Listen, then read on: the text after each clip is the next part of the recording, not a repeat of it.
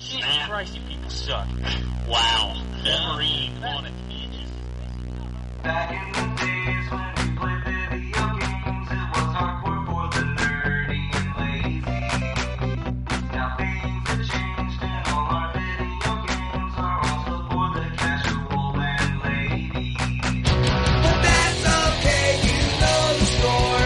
We told you a million times before. Playing consoles, not just games, is in the past. And every week you listen to the best damn internet radio crew. It's the N4G podcast. It's the N4G podcast. Alright, it's time! Another week, N4G Radio. This is episode 682 for January 3rd, 2022. We made it through 2021, y'all. Boom. Now it's time for the next sequel to 2020, known as 2022. But on the show this week, we have Anthony, Hello. we have Drew, Uh-huh. we got the Wombat too, and Drew, you are very loud. I'm going to have to bring you down. Thanks for that. I got you. Whew. So we made it into 2022. Next week is our Game of the Year show. I know Jay reached out to me, so he will be here. So make sure that you got your list of, maybe 10 games. Mine's gonna be sad. Mine might be 5, maybe. Whew. We're a video game podcast. We don't play a lot of video games here. That's a true story. It's a true story. I play a good amount. It's just, some of them are from 2019. Same, although some of mine are from even older than that. I mean, you still played them in 2021, so maybe that should just count. Yeah, I Okay. don't know that I can say Yakuza 0 is one of my game of the years in 2021. If I'd played it this year, I'd say The Legend of Zelda: A Link to the Past was my game of the year, but, There you That's the go. reason why we can't allow that. That's the game of the year any year you play it. Well, I Yeah, mean, pretty much. okay, let me Unless you also play Super Mario World or Morrowind or... let me rephrase it as to say if it's a game you played for the first time in 2021. How's that? I get it. That's a more fair way. I mean, then a lot of Phoenix Down games. Well, yeah, this year wasn't the year of the bad games, so they were That's actually true. good games. That never again. That was such a bad mistake. That was man. This'll be fun. That was not fun. And that was that wonderful prelude to 2020. Oh yeah. Because Wow. after we finished the bad games, hey, guess what happened?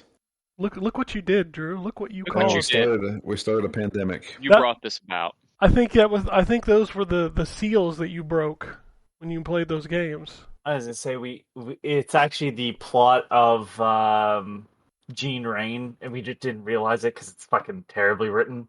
Yeah. Which version, though? Of the original, of The course. original. Please, What are you talking about? The Swole Scorpions. Swollen Scorpions. Swollen Scorpions. I want Watch that. out for the Swollen The Scorpions Swole Scorpions. over at the Glacial Fortress.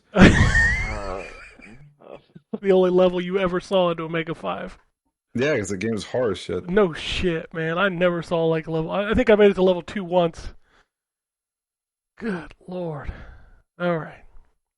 Well, we can talk about video games. I can start with Drew. If you've played anything over the... I know you didn't take a break, but over the holiday. Yeah, I played a lot of Death Stranding. That's a good video game. I'm closing in on the finale of that game. Whew. I just did something in that game where it just opened up a whole bunch of other questions I don't have answers to. You'll get them. Yeah, as you say. you say that. I really hope this can go one of two ways. I can go, you know what? This is genius, or I don't like this game. I mean, to be fair, it could go either way, but you will not have any that I can remember. You will not have any huge lingering questions when you finish that game. Sure. I have made it to Los Angeles, California, and now they're telling me, oh, you got to go all the way back to Virginia now. Oh God, you're about to do that walk? Okay. And I'm like, really? Yeah, you got to go back, That's one of my favorite moments of the game. and you can't Yeah, use 'cause the that's, fast travel going back. So. You can't fast travel. I rode the fucking beach all the way back. Well, maybe I'll do that then. I loved that because yeah, it's just like, yep, you have to quickly come back. There's no fast travel, and it's just like, okay. Good luck. Yeah, I don't know how I feel about that game. I have to give it to him. We all know this. He's used in almost every damn game. Troy Baker, that dude is a fantastic voice actor.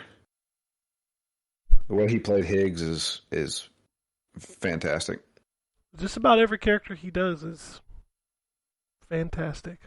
Yep. He did a great job there. Yeah, I've played a lot of Death Stranding.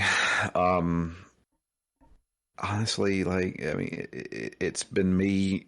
I got some time to play. I got to get through this Death Stranding game. So, honestly, I haven't really played much of anything else. I dabbled in a little bit of Halo. I have not made it anywhere in Halo. I will tell you that if you want to finish that game, don't get sidetracked like I did. Just go to Tell the me main about it. story. Yeah, I'm going to talk about that a lot. Okay. But yeah, I did that. I did. I have a couple other things that I'm playing like for review. So they all right. I'm not saying they fully fixed it. Grim Dawn. They have done some patches to Grim Dawn. You can now increase the size of the text, so now I'm not having to squint to look at the screen. And the progression has been fixed for me, at least. And they also add like a uncapped frame rate or something. Yeah, that's crazy too, especially on Series X. Because man, you kill stuff a lot faster, but you also get overwhelmed a lot faster in that game. Oh yeah, that's true. But yeah, no, Grim Dawn is that. You know what? I'm glad they're supporting it because that is a fantastic game. It's the definitive edition. It comes with both DLCs. There's a lot of game in there. If you are a Diablo fan of any kind, you're gonna like this game. So I'm glad they supported it. I'm glad they fixed the problems that I had with it. Now I can officially, write my review. I know I've been late on that one. I feel like I need to play that game. I got it installed. I've not played it. Yeah, you need to play it. It's really good. The cool thing about Grim Dawn is that they give you the ability to dual class. So there's 8 or 9 different classes in the game, and you can combine 2 classes together to make a new class.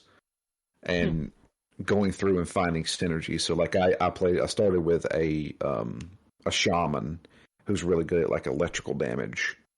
And there's other classes like an arcanist who is really good at electrical damage. So you can combine those two together to make a really good lightning build. There's tons of builds in this game. It's fantastic. But I did play some Grim Dawn. They did finally fix some of that. I played a little bit of Halo and then a whole lot of Death Stranding. That's really all I can talk about. My God, I wanted to know if you'd played Trophy. I did actually play Trophy. Yeah.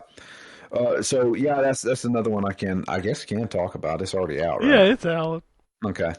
Yeah, the Trophy is, like you said, it is kind of a dollar store Mega Man.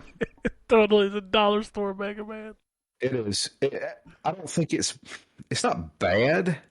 It's a little rough around the edges. The jumping could be a little bit more tight, I feel like.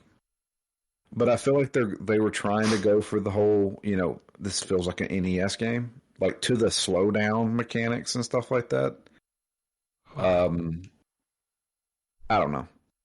I had a lot of problems with that game, especially with like the fact that they put it in 4:3 and some of the backgrounds blend into the side of the screen and you can't see jumps and just like Yeah, those you can definitely tell this was probably like a one-man team that did this. yeah, and he really, really, really likes Mega Man. Yeah, and I don't know. I'm reviewing it. They asked me to review it, so I'm going to give it a fair shake. There is Ken, you have the game, so if you're looking for some gamer score, you can 1,000 point that game in about 5 minutes. I mean, I don't need any quests right now. Right. So if I get to a point where I need some, like I've got a stockpile of games for whenever they do the get up to 10,000, credits for 10,000 achievement points. I've got a stock of games I'm ready to load up. So here's the thing, and I will champion this guy forever. Rewards Hunter, that dude on YouTube, Rewards Hunter, that guy knows his stuff. He has 3 series right now going over the Double Fine adventure games, like Day of the Tentacle, Full Throttle Remastered, that kind of thing. He runs through them. They're easy to get achievements for, and he does like a whole little every week. All right, so here's a way to get 3 achievements, and they're fantastic. I've been doing Day of the Tentacle. I have not paid attention to anything that happened in Day of the Tentacle. I've just been watching his video and doing exactly what he wants me to do, and have been unlocking achievements like crazy. But I mean, what are you unlocking the achievements for right now? Whenever you get the weekly quest to, earn 3 achievements. Oh, okay. Or earn an achievement in Game Pass, that kind of thing. So Halo's a really easy one. Well, they were until I've already got all the easy ones. Yeah, there's a lot of easy ones. Like, there's a ton in the training mode and shit. Yeah. Well, but yeah, that's pretty much it. Death Stranding. I'm probably closing in. How many hours you think I got left? It's all just one big cutscene, I'm assuming. You're on your way back. I'm on my way back to East Knot City. Depending on what you do, I'd say you got less than 5 hours. Yeah, that sounds about right. Okay. Because I got to that point. This is when I worked overnights, and I remember going, I should really be going to sleep, but I'm just gonna finish this. And I know for a fact that I did that in less than probably 3. So yeah, it just depends on how long it takes you to get through the stuff and how much you. Yeah. Yeah, I mean, obviously I got to walk all the way back to Virginia, so. It doesn't take as long as you think it does, but I know, but I mean that's probably a good hour of walking. Yeah, but there's gonna be some things along the way. Okay, all right. I mean that's fine. But yeah, gonna make my way through that, and then after that we're going on to Inscription. Oh boy, I'm excited for that one. I know 0 things about it. Uh-huh. All I know is it's got a card game in it, but there's more to it than that. That's it. That's all I know. Well, it'd be interesting to hear how you feel about that game. Is it scary? Is it trying to be scary at all? It's got a horror theme. It's not scary. There's no jump scare or anything like that. No, it's creepy because in the even in the pictures for the game, like you see the guy that's just the eyes at the end of the table. Right. Like, they make a good job of not showing you his face. Okay. Even though you can clearly tell it's a 3D model. All right. Yeah. So it's got a horror theme, but yeah, no, don't expect like jump scares. They don't have any of those. Gotcha. Okay. All right. Yeah, that's pretty much it for me. I'll move on to Anthony. Played a lot of Pokemon. Cool. Pokemon. The only other thing I've played is a Monsters Expedition. I believe that's the title. Monsters Expedition. So it's a game I've had interest in since it came out. Steam had their sale. I was like, all right, I'm gonna pick it up. I ended up picking up like their bundle of Draknek and Friends is the developer. And there was a bundle of all their stuff. And I knew the game A Good Snowman is hard to build, and this is the same like character. And the idea is that you are moving between islands, and to get between islands, you have to push trees over. But the trees, when they're on their side, roll. So you have to kind of figure out which order to like. You have to push the tree over, then you can move the tree. But obviously, if it rolls, it just keeps rolling until it hits something, so it can roll off the island and then fall sideways into the water, and then you have to restart. But it's this weird open world puzzle game, so slowly you can choose which path you're taking by solving the puzzle differently and stuff. I also played from the same bundle Cosmic Express, which is when you look at it, you go, I think I got this, and then you start playing it, and there's like one puzzle in the first area that I cannot solve, and I've stared at it, and I'm like, I cannot figure it out. So with the Cosmic Express, it's you are drawing the train track, and you have to pick up passengers and drop them off into their house. But there's certain rules to that, so you can only pick up one passenger at a time. And the real hard part is that later on, you have to pick the passengers up in a certain order, because like the slime creatures leave slime in the cart, so the other passengers won't jump in. But in the one that I have, like them trying to solve, that isn't an issue. It's just it has to loop back in on itself, and you can't cross over the same set of tracks. And so trying to figure out how to solve the puzzle and get everybody into their corresponding houses without overlapping is extremely difficult. But I'm kind of impressed on just how simplistic the games look, and how friendly they look, and how difficult they are. But that's it for me. Like I haven't played Pokemon's taking so much of my time. That's where I'm just pouring my time into Pokemon. And the thing is with and the reason why I loved Diamond and Pearl back on the DS was that there was so much content to engage with, that it's kind of seeing whether or not it's still there and what they've done to it. And man, it's like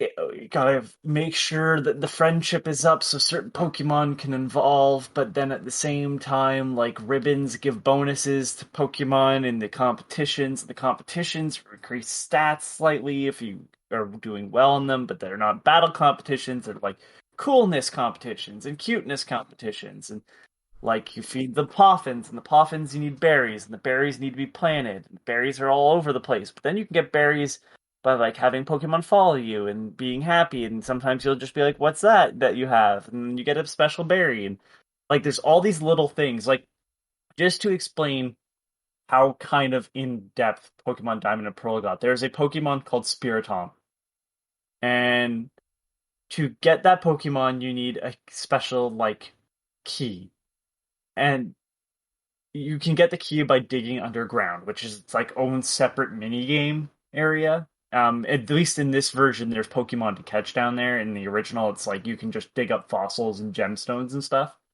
So you get this key, and you put it in this like well that clearly stands out, but nothing happens. So to activate this, you need to talk to, I think, 40 other players underground. And once you do, you can go and catch Spiritomb. And if you catch it, you can keep repeating that same process. But again, you have to talk to 40 people underground. And you can't just keep hitting A at the same person. Like, if you want to do that, both people need to leave, go back down, that's 1. Both leave, come back down, that's 2. And it's just like, that's a way you catch a Pokemon in Diamond and Pearl. Like, they had they started to do these really weird, like, criteria you had to meet in order to have Pokemon evolve. It's the one that has you evolve Eevee into, like, a leaf or ice version, but you have to be in a specific area of the world to have it evolve. The game is weird and I love it. But like obviously that it's a Pokemon game, so if you have no interest in Pokemon, like I'm gonna bore you. So yeah, that's where my time has been spent. I played some Halo too, which is big in open world and shooting. Yeah. And that's it. All right, well, I'll move on to the Wombat. I feel like we're going to have a Halo conversation. Yeah, so we are. So I played a lot of Halo, to the point that I think I'm pretty close to the very end of the game. I've killed all the targets. I've unlocked all the forward operating bases. I've done a lot of the side stuff.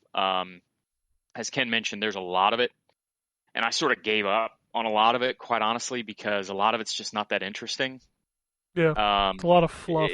There's just like at first I thought it was cool that you could unlock cosmetics for the multiplayer and the single player, but then you make your way halfway across the map, you climb up in a mountain or whatever, or you use a wasp, which is what I did for most of it. And you get to a locker and it's like, great, here's a wrap for your gun. I don't really care about that. Like, I trekked all the way across here to unlock this thing on the map to scratch that part of my reptile hindbrain that loves to find icons on the map and unlock them. I blame Ubisoft for that. Yeah. It's just, a lot of it's just not that interesting. And it's, there's all these Spartan cores scattered around. Okay, well, most of the upgrades aren't that interesting either. No, once I got the grappling hook upgraded, I was like, I'm pretty good. Yeah, once my grappling hook and my shield were completely upgraded, quite honestly, I'm not really using the shield that much. I'm almost never using the thrusters unless I'm fighting a hunter. And the threat detector, it's not that useful. So I don't know. It will definitely be in my top 10 and will likely be pretty high just by virtue of the fact that I haven't played much. But I still haven't figured out how much I really like it. Like, I like it enough that I've spent a ton of time playing it, and the time that I've spent playing it has been enjoyable. But mostly by virtue of the fact that the shooting is just so good. But it's got all the same Halo problems. I won't get into the story problems that I have because there are spoilers in there, and I know a lot of people haven't played through it yet. But I've got problems with the story. The open world, it doesn't really do much. There's not much there other than the stuff I just described. And it's really just a way to get from dungeon to dungeon is the way I'll describe it. It's got the legacy Halo problem of the fact that difficulty in Halo games really just means we're going to throw a shit ton of enemies at you, including enemies that take way too many bullets to kill. And that's how we make things difficult. Is like definitely where I'm at now has late game Halo problems where it's like, oh, here's every enemy you've ever fought all at once, and also some tanks that are shooting at you and some ghosts that are shooting at you. And by the way, there's about 1 million snipers around here. And that's how we do difficulty. And it's just not, I don't know. I've always had that problem with Halo as a series. That the last level or two of every single game turns into that. Have you done the drive yet? That's what I just did. I ran past it. What? I just ran past it. I did it like 5 or 6 times, and I was trying to use the Scorpion, and then I was like, well, maybe I'll try the Warthog, because it's faster. And eventually I just started grappling hooking past everything. Yeah, that's the part I just did, and I made it through with the Scorpion. But that is, if you've ever played a Halo game before, and you've played their last level or last 2 levels, you know exactly what to expect. It's just a shit ton of enemies and a shit ton of vehicles, and the checkpoints are not all that strategic. It seems like the way the checkpoints work in the game is it seems to be based on when maybe a key enemy is killed or a key group of enemies is killed. And so sometimes you'll do a significant amount of stuff, get killed, and have to go back and do it all again. And sometimes you'll get a checkpoint, like you'll be right in the middle of a firefight, and it'll pop a checkpoint. And so then if you die, you're right back in the middle of the firefight again. So it sounds like I don't like the game, but I really do. Like, I really enjoy it. I've had a lot of fun with it. The story is good. The voice acting's tremendous. The gunplay is really, really good. But I just, it's rare for me to say this because I'm usually like open world is my jam. But I think it would have been fine if it wasn't open world.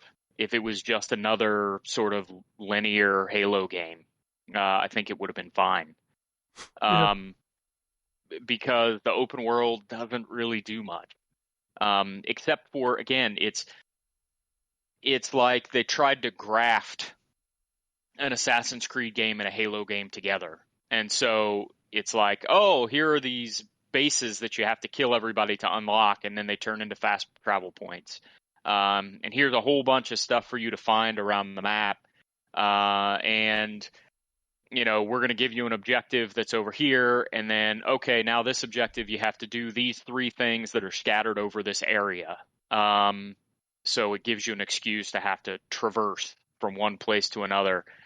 But then when you get into the levels, again, I'll call them dungeons because that's kind of what they are. It's, your normal Halo, shooter. So I don't know. Again, I'm very conflicted, and I'm glad we're not doing Game of the Year this week, because we'll see how the game finishes up. Like I said, I think I'm almost at the end. But You are close, but you are going to be surprised at how much you still have after that, because you're at the like tower. yes, Yeah. well, yeah, I'm on the road is the mission that I'm on. Yeah, once you get to the tower, you'll climb it, and then you'll think, oh, this is the end of the game, and it's not. Oh, it's Lord of the Rings style, huh? Yep, it has several kind of, because then they're like, well, we need to go do this. I'm like, oh, okay. Yeah. Well, one of these weeks we'll have a podcast where I feel more free sharing spoilers about the story. I can't remember if you've got the thing yet. There's a thing that I was like, oh, okay, well, I guess I could have seen that coming, but okay. Likely I have not. Okay. Because I don't recall anything like that. But Okay. I have some critiques of the story, but we'll save them for a different time. In general, I think it does a pretty good job. Although this is not a spoiler. Especially early on, the game does not do a good job at all of convincing you that there's any urgency to move to the next objective. No. And so it's critical in an open world game. As important as it is for there to be, a lot of cool stuff out in the world to explore and to do, it's equally important that the developers put some urgency towards moving to the next objective, because otherwise it's Dragon Age Inquisition, right? Where you're in the hinterlands for 16 hours because there's absolutely no urgency whatsoever to move on to the next objective. It's one of the things, for as much praise as The Witcher 3 gets, one thing that I don't hear people talk about a lot is how good that game is at convincing you to move to the next story beat. I hear a lot of people talk about the side quests in that game and how good they are at sort of giving you a reason to explore. But the main story in that game is equally as good at pushing you forward to the next objective. And this game's just not good at that, at least early on. Once you get past, I'd say, the halfway point, I think it gets really good at making you want to see what happens next. And so, give up looking for all this stuff that you don't care about anyway and just finish the story. But for the first half, it is not good at that. There's very little to care about in the first 10 hours of the game, in terms of reasons not to just unlock all the forward operating bases or close down all the factory things.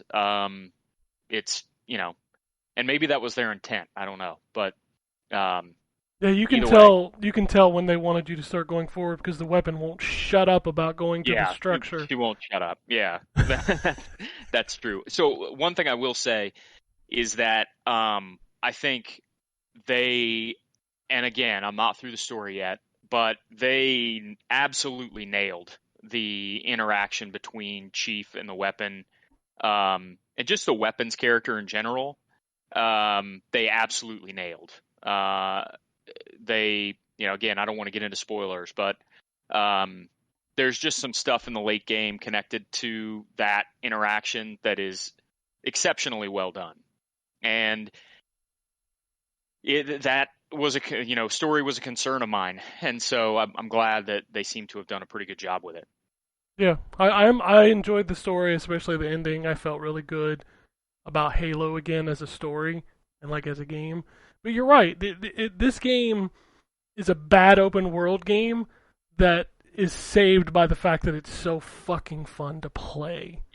Yeah, and they also really help themselves by making the grapple mechanic pretty fun. Yeah. Because without that, God, it would be an absolute slog to get from one spot to another. But the grapple mechanic really does a great job of helping make the traversal pretty fun. Because as we mentioned a couple weeks ago, the UNSC vehicles specifically suck. They're just way too hard to control down narrow mountain pathways. They're way too easy to flip, and the 90% of the time, if I've got to be in a vehicle, I would much prefer it to be one of the banished vehicles because they're just much easier, especially the Ghost. They're much easier to control. The one sort of exception to that is the Wasp, which I really, really like. That's a fun vehicle. Until they disable it with a shot and you just fall straight to the ground. Yeah, I mean that's the other is like they and old Halo had this problem too, where they give you something cool and then immediately punish you for trying to use it. And so it's like you've got these bases to infiltrate. They fill them up with a ridiculous amount of enemies outside of them, with tanks and everything else. You unlock the Wasp, and it's like, oh, okay, this makes sense. I'm supposed to fly this in there and use it to blow up all the stuff instead of trying to charge in there on foot. And then they line the whole area with things with freaking shock rifles so that every 30 seconds you're getting shot with a shock rifle and the Wasp is getting disabled. So I don't know. I keep saying it's a Halo problem. I feel like it's kind of a first-person shooter problem, not just a Halo problem. That there's difficulty tends to be tied to just throwing a whole bunch more enemies in there with more powerful weapons that take more bullets to kill. And it's, stops being fun after a little while of playing through hours and hours of just ridiculously overwhelming scenarios. Yep. And anyway. then you headshot somebody with a mauler and you're like, this fucking game rules. Yeah, right, exactly. That's the loop. That's the loop. Whatever that gun is that allows you to like switch the angle of the shot. The heat wave. The heat wave. The heat wave. Yeah. That thing's one. Cool. As soon as I found one, I was like, oh, yeah, I want this. I'll tell you, time. my favorite gun towards the end of it was the Sentinel gun that just fucking melts people. Yeah, my favorite gun towards the end was the shock rifle because you can use it almost like a sniper rifle, but you can use it up close too. And it does well against a certain set of late game enemies that I won't spoil. I mean, again, that's why I keep saying I'm so conflicted about this game because there's so many parts of it that I really, really like. and so many parts of it that are just a little bit frustrating to me. But anyway, that's not all I played. So I have one question before we move off of Halo, though. yes. Do you think this would be better? And you might not play it, but do you think it would be better if it was co-op? If co-op was there? No, I don't play shooters co-op. Okay. So co-op means nothing to me. The game so here's what I'll say. There are parts of the game that definitely feel like they were built for co-op. But I never play shooters co-op anymore. Because I'm never usually playing when anybody else is playing, and so I just stopped depending on that. So probably not for me. It probably wouldn't make much of a difference. I think it would be super fun to play co-op, but here's my issue is now that I've played through so much of it, do I want to go back into it without any new content? Yeah, I would not.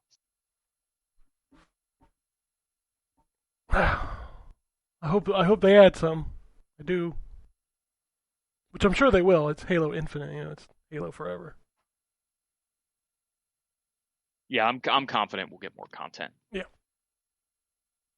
So that's not all I played. We haven't done this since Christmas. And I did get some games for Christmas. So I got Metroid Dread for Christmas, which I played a decent amount of, and I really like that game. It's a lot of fun. And I am not somebody who has been a huge Metroid fan. So for me, it's got to be extra good because it's got to hook me, even though I don't sort of have a sentimental attachment to Metroid. And I really, really enjoyed it so far. So we'll see how that one goes as I get deeper into it, because I've heard some of the criticisms about the game as it goes on, but I'm enjoying what I played of it so far. And then I got also the Mega Man Zero ZX collection. So I've been playing Mega Man Zero, which I've played before, but and I have the Zero collection on DS, but I got it for the Switch and the actual sort of new updated version of the collection. And so I love those games. They're tough, but I enjoy them. So I've been playing through that. And then I got Breath of the Wild for the Switch, which I haven't started again yet, but I have wanted to play over again and wanted to play on the Switch since it came out. So I'm looking forward to jumping back into that game again, even though everybody thinks I hate it. Well, you do hate it. That's right. And then what else did I play? I've decided that the next sort of set of retro games that I'm going to pick up and start playing again is, well, and I kind of decided this last year, but I just haven't continued, is Dragon Quest / Dragon Warrior. So I started a new Dragon Warrior 2 playthrough, but didn't get very far in it. So that's going to be my sort of side thing that I play on, downtime at, when I'm on lunch or something like that at work. Yeah, and that's really it. All right. Well, I definitely spent a lot of the break time finishing Halo. We've talked that game to death. I do still enjoy it. I do have a lot of the same problems with the open world. I just don't care. And at this point, I'm just running around picking up the things that, as terrible as it is, I didn't use the equipment so much that now as I'm running through the world, I'm just throwing the equipment out until I get the achievement for using it 50 times. Because the only thing I used 50 times was a grapple hook. I used nothing there was else. an achievement for each one of those. Yep, for each one if you use them 50 times. Oh, great. Yeah. All right, well, I'll just stand on a cliff and throw threat sensors off of it, I guess. That's literally what I did. Is I switched to the threat sensor, and as I was going from place to place, I would just toss one, because the full upgrade gives you like 2 that you can throw. Yep. So I would just throw one, then throw another one, and then just keep walking until it cooled down. How long's the cooldown on them? It's like maybe 20 seconds. Okay. I can't remember exactly. I know I had to wait a little bit, so I'd switch back to my grappling hook and, move on to the next area. Yeah, so I can handle that. I've done the quests over and over again. I have the resilience for that. I played Black Desert multiple times to get that quest done. I will never install that game again. It is so fucking just. Ugh. You want to know something fun? So here's the thing. There's that monthly quest for Fey or Fee, however you pronounce it. Oh yeah, no, I didn't do that. So it's easy to get it, but if you have ever played that game before, no, you can't. If you played that game before, you collect these like stones or shards. If you collect them, like, because I had to review the game, you have to go back to your old save and collect the next one. It doesn't count if you start a new game. Oh, so it knows if you try to get the same one over and over again. Yeah, and I was like, you know what? I'm good. I just delete that game because I've already played that game. I don't think that game was all that great. So there is that. Yeah, I finished the Gunk. pretty good. It's okay. It's a weird game. It's like the story of that game is pretty interesting. I like the characters. I like what it's telling, but it really is just kind of a chill game. There's not a lot of combat. There's only like one or two boss fights, and most of the time you're either doing puzzle platforming or you're doing some sucking up of the gunk to clean up areas. Is that a co-op game? No, it's a single player game. Oh, I thought you could play one person could be one person. Nope. Like 2-player. Nope. It is just you, the girl running around this like undiscovered planet. What makes it cool is like you discover what was happening on this planet, and I think that's probably the most interesting part of the game. It definitely feels a little. I don't want to say budget, but it feels like undercooked a little bit. Like you'll clear these areas, and then you'll find these little things that you can throw into these pools to create platforms. And one of the things that really stood out to me is like when you would turn these things into like these mushroom platforms, like your body would clip through them sometimes, but they're platforms, so you should be able to like, I don't know, it's a weird little thing. There's a scanning mechanic, much like a Metroid Prime kind of thing, where you scan all the stuff on this planet, and as you scan more stuff, you unlock upgrades that you can do. And in the vein of Halo, like there's a couple really cool upgrades in this game, and then there's like 20 that are just super not all that interesting. Useless. Yeah, I didn't even care that I got them. You also have to collect things in order to be able to craft them, so you'll like suck up,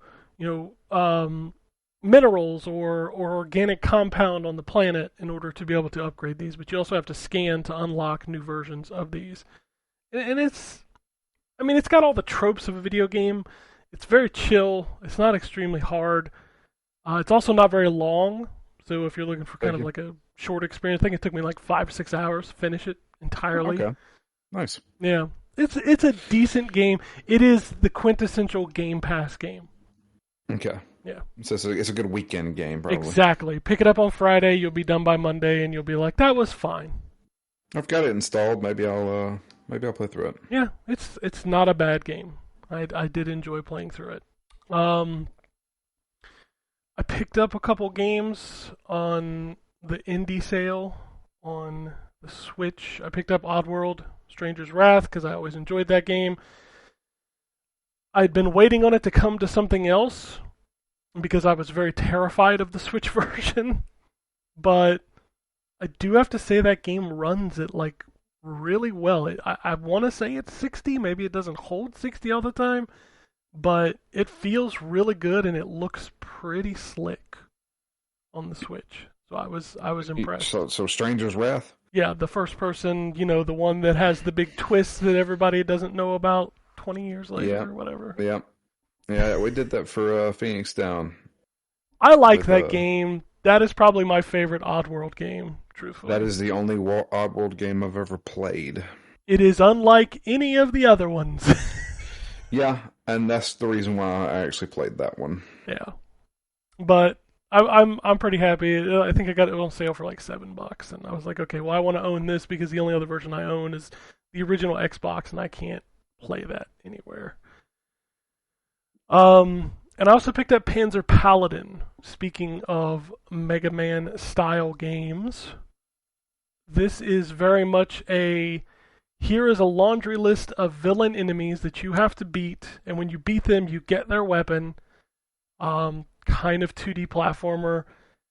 The catch to this one is that you're basically like this little character that gets inside a mech, and you can actually eject from the mech during the level, and it's required for some puzzles. Think like Blaster Master Zero kind of mechanics. The mech has like a power bar, and it can pick up weapons. And then in Ryan's favorite Breath of the Wild mechanic, the weapons will break, but you have so many of them it doesn't matter. In fact, you have so many of them that they are used as the currency to upgrade your mech. So you collect the weapons throughout the level, and then when you get to the end of the level, you can take all of the spare ones, melt them down, and upgrade your mech. The combat is using these melee weapons, so you'll get the weapon, and then you can attack with the melee weapon. When you're out of the mech, the little girl has like this this chain that she can throw. She can also use it to hook shot to different places. But she is extremely vulnerable. Like 1 or 2 hits and she's dead. So you definitely want to be in your mech most of the time. I really like the enemies, like the main bosses. Like every one of their levels is themed, kind of like a Mega Man game. But unlike Trophy, this game is very polished. And I've really been having a lot of fun with it.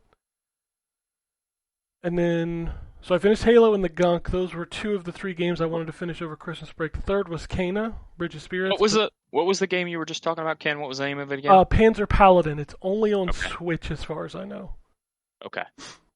I wanted to finish Kena, Bridge of Spirits, so I got back into that, but I did not finish it. I think there's 3 main, I guess you call them spirits that you have to save. I finished the first one, which is Taro, and I need to do the next 2. So I think that's going to be the next game that I continue playing. Panzer Paladin is also on PC and is currently 50% off as we speak. Oh, well, there you go. Makes it how much? Oh, you're Canadian. Never mind. It's going to be under $10. Okay. Is the Switch version still on sale? Because it was in the indie sale, and I don't know if that's over yet. Let me just quickly check. Because I think I got that for $7.99 as well. And I've been waiting. Canadian price, so I'm gonna have to do some quick. No, it's not on sale anymore. Oh, okay. Yeah, I'd been wanting to buy it, but it's like $20, and I was like, well, I don't want to take a chance on it because I didn't see a lot of people talking about it. Like, it didn't get, how some indie games will get that vibe where everybody's talking about them for months, and then this one just kind of came and went. And truthfully, I think that's a detriment now releasing on the Switch, because the Switch has so many games that unless your game is like stellar, most people forget it the week after it came out. So, anyway, that's a lot of what I played. A lot of Overwatch over my break, probably way too much, more than I needed to. But, whatever.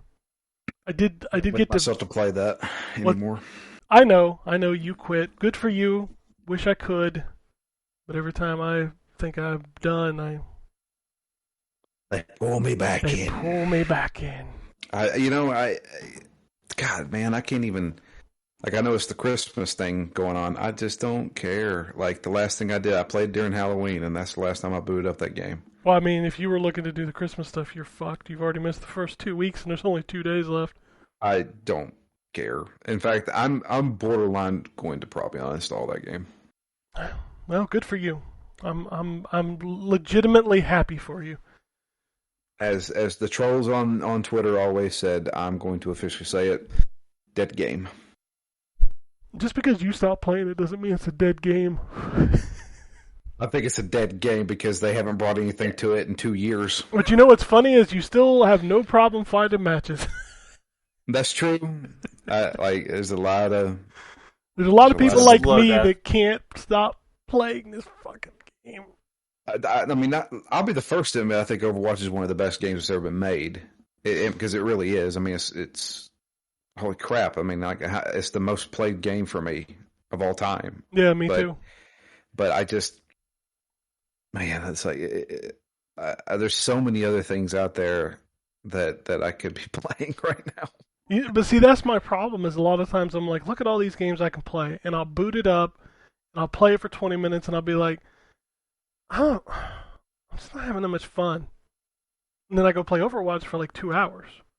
Sometimes they're more involved, like it took me about 3 hours to get into Assassin's Creed Origins, but when that game finally opened up and I could I can go to the pyramids if I want to, I was hooked instantly. And I was like, I want to go visit every single thing in this game. And I was so glad that I did that because it was like a breath of fresh air for me because I was still deep into Overwatch at that point. And playing that game for Phoenix Down really changed my mind on a lot of stuff. Like Death Stranding took a while to get into, but I don't know. I got into the swing of picking up some deliveries and taking them over here and going over here and doing this, and I don't know. I need to find me an off game, a game that I'm not playing for Phoenix Down, but when the time constraints that I'm on now it's impossible. Drew, have you heard about Overwatch?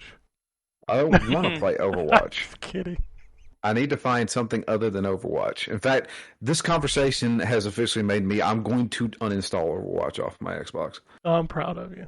I'm done with that game. Even to be honest with you, even if they announced a new character, I don't know if I would go back to it. What about when the second one comes out? I mean, sure, I'll give the second one a shot, but I mean, I'll see you in 3 years, boss. I mean, what do you when the hell is that ever going to happen? I don't know. I saw this little blip last week of a bunch of people that streamed the game, got to see some stuff that was happening in 2022, and they were all very excited, but I don't know if it's just PR bullshit or what. I don't know. My thing, I fear that that's PR bullshit because I'll be honest with you, every single thing that I've seen from Overwatch 2 makes me not want to play Overwatch 2. Well, they're turning that game into a first-person shooter, a competitive first-person shooter, when that's never what Overwatch was. Overwatch was a team game. yeah. Well, I need healing. Now- Okay. Yeah. Now I see. Well, yeah, but now I see. I watched that event they had, and there was a Sombra who just single-handedly killed everybody on the other team. I'm like, that's not a team game. That's I'm going to be a hero game. I'm going to go and kill everybody, and then we're just going to. I mean, it's useless. It's whoever's better Okay, at it's shooting. 2022. It's 2022. Can we please not start the year off with an hour? I'm not. I'm just saying. I'm already talking about I'm not.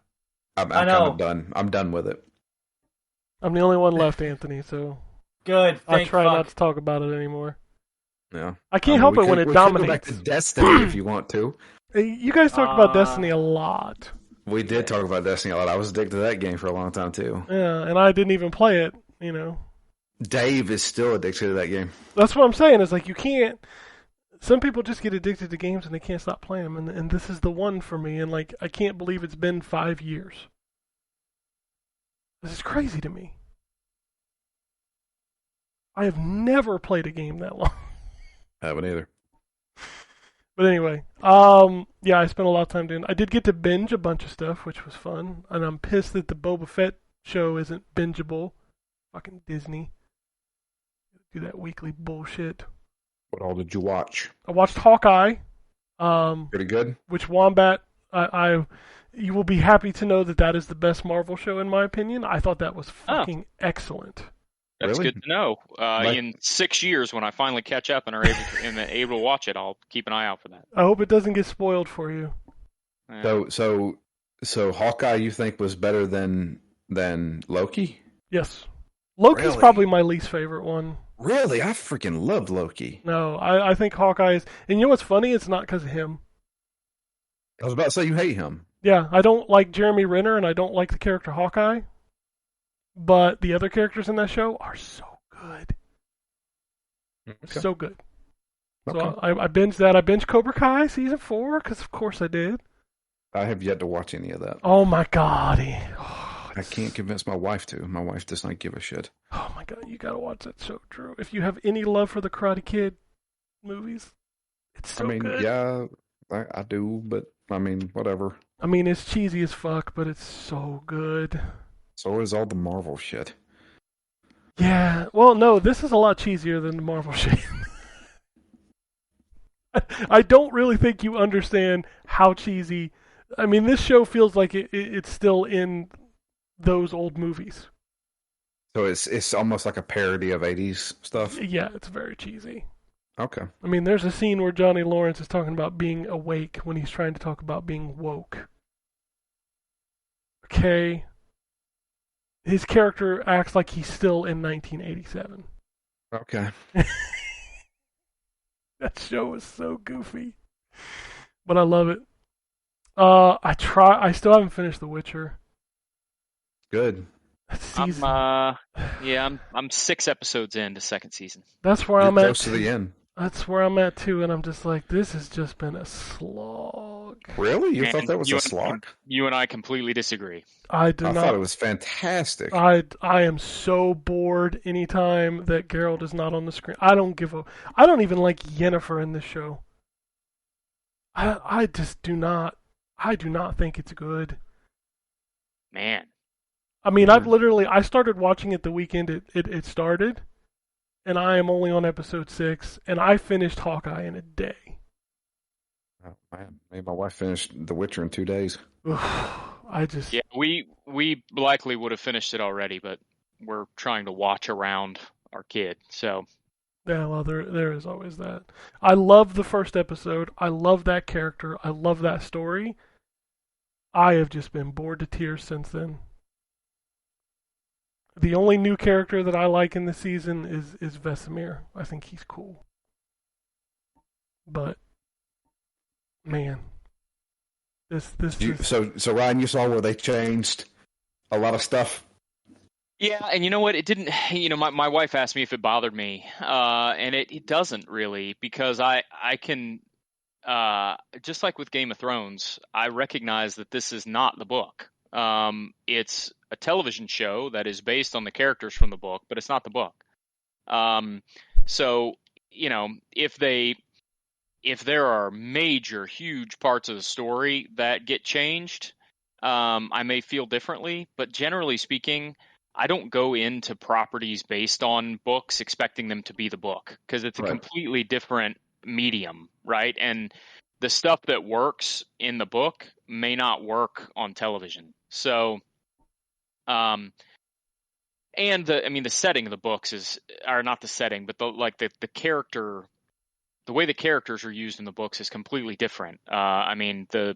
They have 3 main characters in the show that they're trying to base it around, and so you've got to change some stuff from the books, to be able to base the show around 3 main characters instead of just sort of 1.5.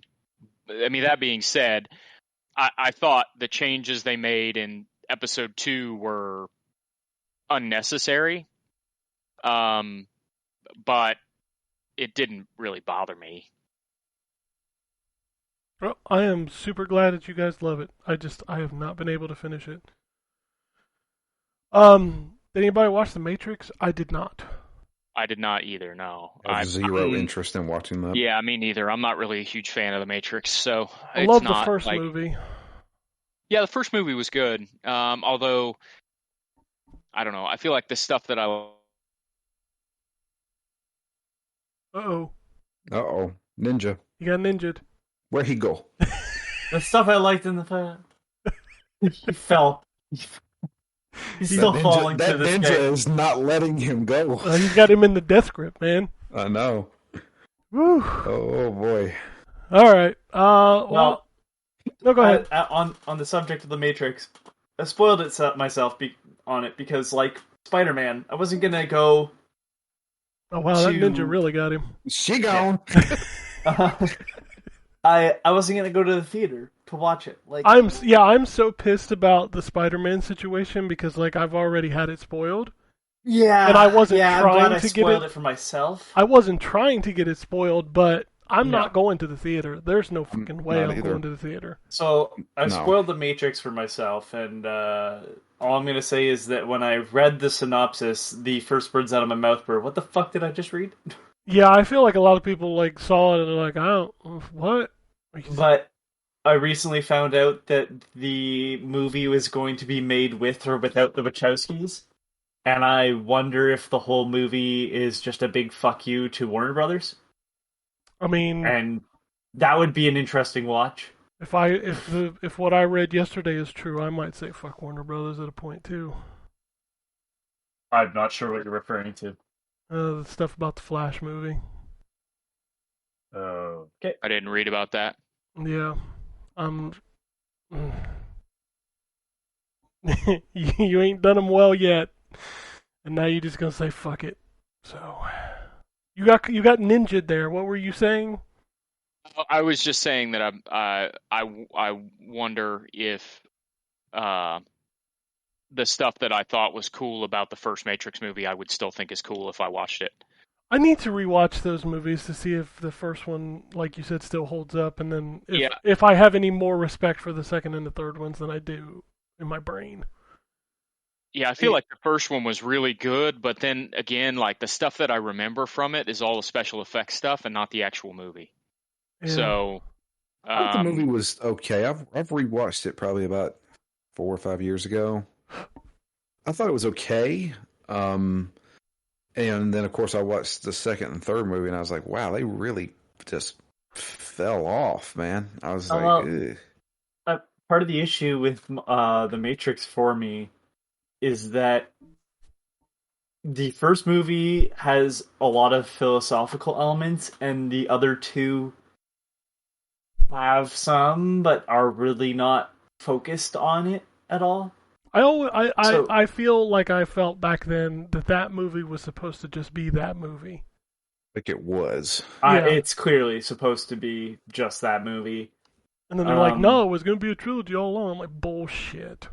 yeah, I don't believe that. Anyway. Yeah. Yeah. That all you watched? What's that? Was that all you watched? I think that's all I watched. I mean, that's a lot. That's a lot of television, Drew. There's 10 episodes of Cobra Kai, and I think Hawkeye was 6 episodes. Yeah. Laura and I are getting there. We watched What If, which was actually really good. Oh, I haven't watched that yet. Is that the animated one? Yeah, that's legit good, dude. I need to watch that. I haven't watched that yet. That's basically what happened because of Loki at the end of it. Gotcha. I saying Loki's my least favorite of their shows doesn't mean I didn't like it, because I did. Yeah. But I really like the twist in WandaVision. I thought that was neat. Yeah. And then Hawkeye is just, the characters in Hawkeye are just so good. What did you think of Falcon and the Winter Soldier? Because I thought that was boring. A lot of it is, and to be honest with you, I'd forgot about it until you mentioned it. Exactly. That felt like it should have been a movie and cut down a lot. I will tell you this. If you are any fan of Star Wars, that first episode of Boba Fett is so good. Yeah, I'm that's the next thing on my list to watch. How many episodes are out at this point? Just one. Okay. It sucks. It's only like 38 doing minutes. them weekly. Yeah. Yeah, they're doing just like the Mandalorian. But that first episode, it literally gives you the story after Jedi. And it's I just don't care. I know about you don't Boba care, Fett but at all. being a fan of Star Wars, I've always wanted to know how he got back. And it's pretty cool. It is pretty cool. Okay, I'm sure we'll watch it sometime. The Mandalorian was so good, so... The Mandalorian Yeah, it was really so good. Honestly, The Mandalorian was probably the best Star Wars thing to come out since Disney bought them out. It really is. Definitely, yeah. Yeah. I definitely agree with that. And that's what happens when you give it to Favreau, though. He knows what he's doing. And he's working on Boba Fett, and the first episode was directed by Robert Rodriguez. Really? Oh, really? Yeah. Well, that's what happens when you Interesting. aren't... Like, The Mandalorian is its own story, and isn't the fucking Skywalker. Like, that was the issue with the new trilogy, and, like, kind of all this... Like, Rogue One is a good movie. It's very depressing, so it's hard to watch. But it's just like my issue with all those movies and stuff. Like everything had to surround the Skywalkers. Like this whole galaxy surrounds one family, and it's like, yeah, you can have intertwining stories. That makes sense, but the Mandalorian isn't following that family. It's following a different character. Well, Yeah. Star Wars, the 9 movies were about space Jesus. Fucking Space Jesus sucks. Space Jesus. I still can't believe that that's a thing. He was created by the midichlorians. Like, come on. I was. just Explain that- that to I somebody don't who like doesn't Star know Wars Star anymore. Wars. Like, it was really easy for me to just be like, at some point, yeah, I don't really know if I like this. When Yeah. it started trying to be science fiction, when always it was space fantasy, that's when it lost me. Oh. Yeah, I had never watched the last 2 movies, Don't Last- watch the last one. Don't Last watch it. Jedi and Rise of Skywalker. Don't watch Rise of Skywalker. I already have. I watched them Oh. all this year. We started from the beginning and went That to movie the. sucks. Both those movies suck. It's such a weird thing because I like like Last Jedi, but the Rise of Skywalker is god awful. well, I mean, that's what happens when you start a trilogy with one person's idea. The next No, movie in the it's- trilogy goes to a different idea, and then the third movie tries to retcon the second movie and go back to its own idea while also appeasing all the people that apparently it just pissed off. That's what happens when you go to J.J. Abrams and you go make a new thing, and then J.J. Abrams doesn't have to work on anything post the beginning, like Lost, and then he gets to fuck off and do his own things outside of what he just started. So the next person comes in and is like, alright, I guess I'm doing stuff with this. Then there was supposed to be the third director, and the third director just went, I'm good. You know what? Fuck this. I'm not doing it. And so they're like, what do we do now? And they got J.J. Abrams back, who I'm gonna say it right now, I don't think he's ever stuck a landing in his life. I don't think there's anything that of his that I'm like, the ending's really good. Well, after the explanation in Rise of the Skywalker, I just shook my head and I was like, just- okay. The only Okay. the only redeeming thing of Rise of Skywalker is that we at least heard "do it" one more time. Of course. They did say "do it," and I kind of jumped out of my seat. Do it. Do it. While we're complaining about things, and no one else is going to be joining in with me on this, but a while back, DC did a crossover comic called Doomsday Clock, which took all of the Watchmen characters and put them in the DC universe, and it didn't really make sense because Dr. Manhattan can do anything. Yeah, I know what you're talking about. So, and this is kind of the thing when people like try to do Alan Moore's stuff, it doesn't work because Alan Moore is clearly writing a comic, and like that comic just assumes that this is what's like, this is the end of the story, right? Like, so Marvel announced recently that Miracle Man is coming back, and if anybody doesn't know Miracle Man was actually called Marvel Man. Marvel was going to sue the comics, Eclipse Comics, so they had to change it to Miracle Man. Now Marvel owns Miracle Man, and Miracle Man is essentially just a British version of Captain Marvel, aka Shazam. Yeah, not confusing in the slightest. Anyways, there was a run written by Alan Moore. It's the most popular version of Miracle Man. And then later on, after Marvel had the rights to it, it was written by, oh my god, the guy who wrote Neil Gaiman. And so they're going to add Miracle Man into the Marvel universe, just like DC did with fucking Watchmen.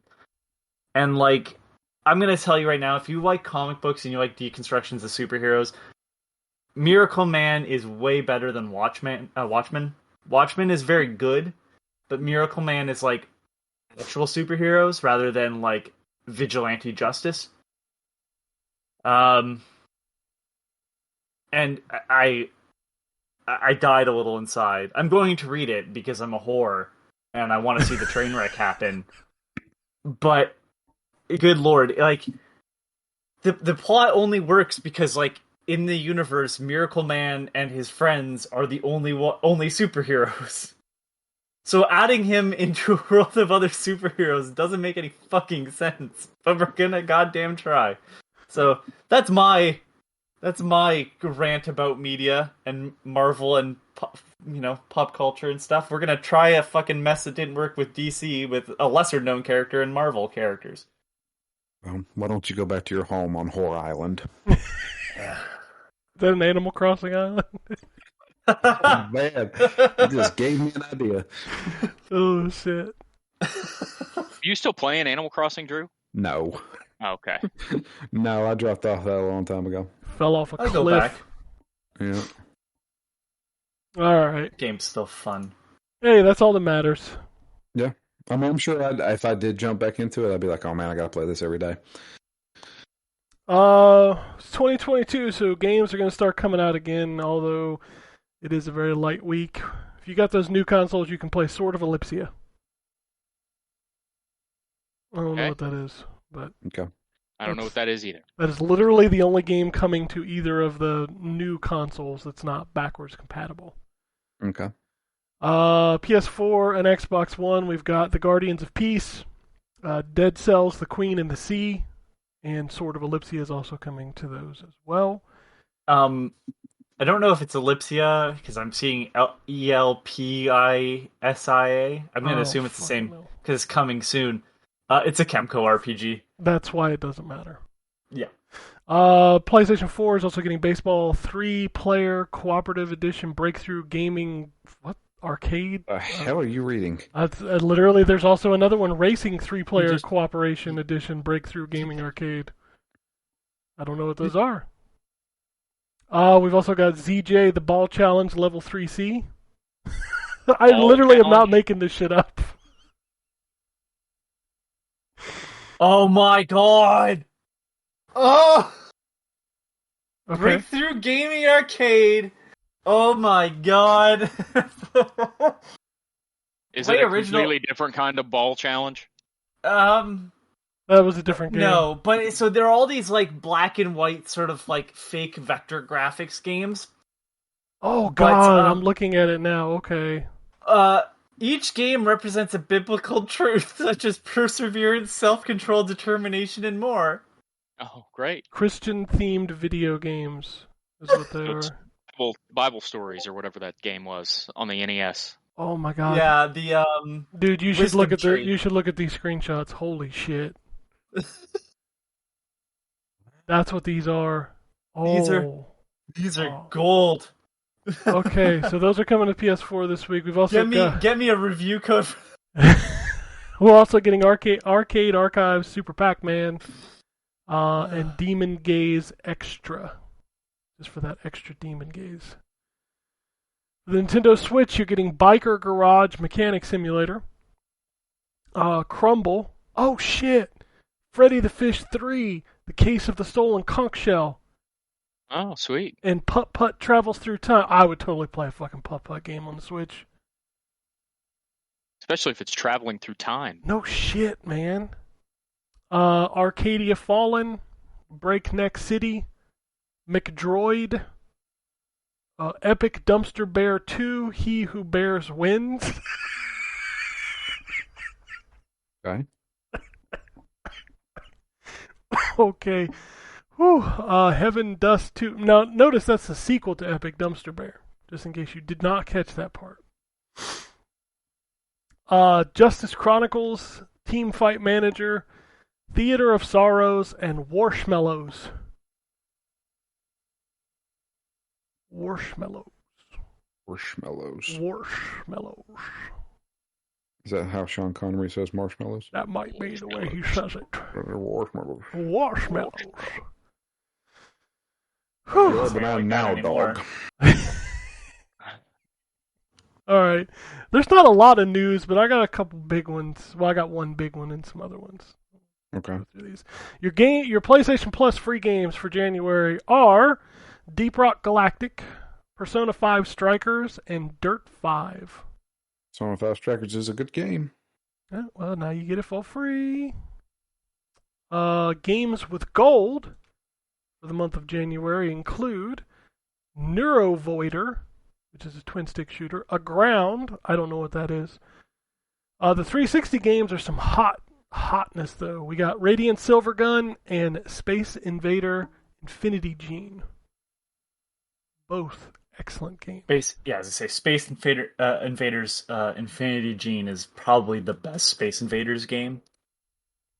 Have that blown up on full screen. It's so fucking good. Aground, you said? Yeah, Aground. I don't know what that game is. I know Neurovoider is a twin-stick shooter. I do not know It's what a Aground is. mining crafting RPG. Okay, so that... Okay. But there's actually a story. They make it very clear that there's actually a plot to it. So Good. there's goals. I can't wait. Final Fantasy 16. Square Enix has announced that their next update has been moved to spring. The game will probably be delayed into 2023. Shocker, shocker, shocker. Anybody who thought that game was coming out this year, I laughed at you then. I laugh at you now. John Madden died. Yes, he did. That was that's a little crazy. Acting. I watched that documentary about him on Christmas morning, Mm-hmm. and then he dies like a few days later. Betty White died. Huh? Betty White. Yeah, Betty White did die. Sad. Like weeks before her 100th birthday, which was supposed to be like this big blowout. Yeah. They had already posted a People magazine turning 100. Yeah. Yeah. Man. That's two icons that left us before 2021 ended. I'm gonna just, and this is not me trying to like undermine anything. You should start to worry or at least wonder people's conditions when you don't see them for a while. Like, when's the last time John Madden was seen? In the documentary. You know. Okay, well, I mean, he's That in was it. the first time I'd seen him in a long time. It Yeah, definitely that's what I is. mean. It definitely is. Well, he was at the opening of the Vegas Stadium last year. oh, okay. Yeah, he's been around. He's on the NFL competition committee. Well, And then he Betty was. White, I haven't seen in months. Like everything that I've seen from her, it was all text. I mean, to be fair, she was 99. But what I'm saying, I'm not saying like, oh, she should be going and doing interviews today. She's in the Smokey the Bear commercials around here. Yeah, I haven't seen those. So, but I hadn't seen her in years, really. Like the last couple of times I've seen photos of her, it was like, oh yeah, these are from like, 4 or 5 years ago. 2017, Yeah. Yeah, so it was just like one of those things where I was like, I don't know, man. Like, I mean, I felt You that figured way there'd about be- Madden for a while, yeah. And you figured these people like would be seen more. Well, maybe not John Madden. Like he wasn't doing his announcing anymore, so he wouldn't be there as much. But like Betty White, with this coming up, you'd think that they'd have her at least like video conferencing in to talk about it or whatever. And it was just like there was nothing, and it was like I don't know if she's okay. Yeah. Apparently. I mean, they lived long lives. He was 85, she was 99. That's It's a long weird life. because like John Madden is forever the age that he was on the cover of the first Madden game. 100%. 100%. And then whatever age Frank Caliendo was doing John Madden on fucking some of the best Mad TV skits. Frank Caliendo. Caliendo is John Madden. Caliendo has got some range, but his Madden is what made him. Hot pop popcorn maker. All right. The big news story dropped New Year's Eve. There's apparently a GoldenEye port coming to the Xbox. Like, what? What's the rights to that? So here's the weird thing. So there's never been a port of GoldenEye. Like, it lived and died on the N64. That game was made by Rare, and From what I understand, the GoldenEye license is through Nintendo? So it was, yeah, Nintendo published that game. Now, the thing is that obviously the James Bond license is held by, oh god, I can't remember the company, but Well, it there's a was, company that owns a James Bond license. which was bought.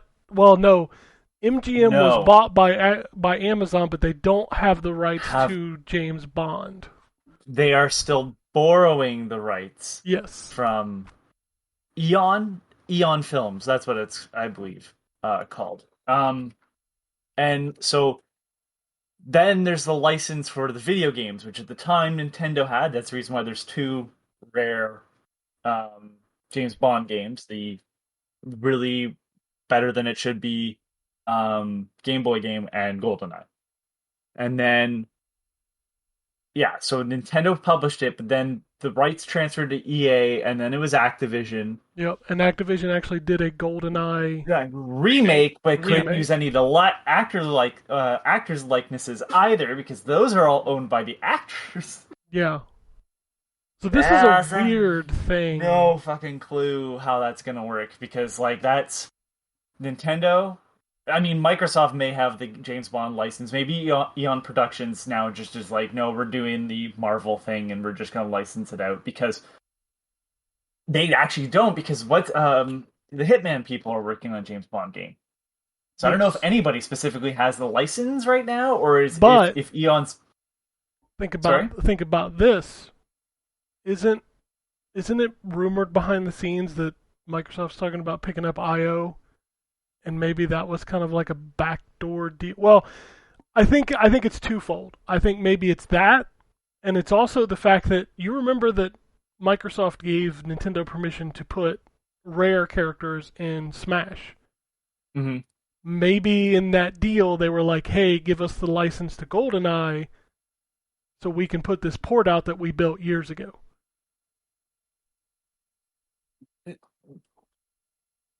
I mean, that I just don't see there being enough benefit to Nintendo in that particular scenario. Like, Banjo was big, but Banjo was big here. I don't know if worldwide Banjo was.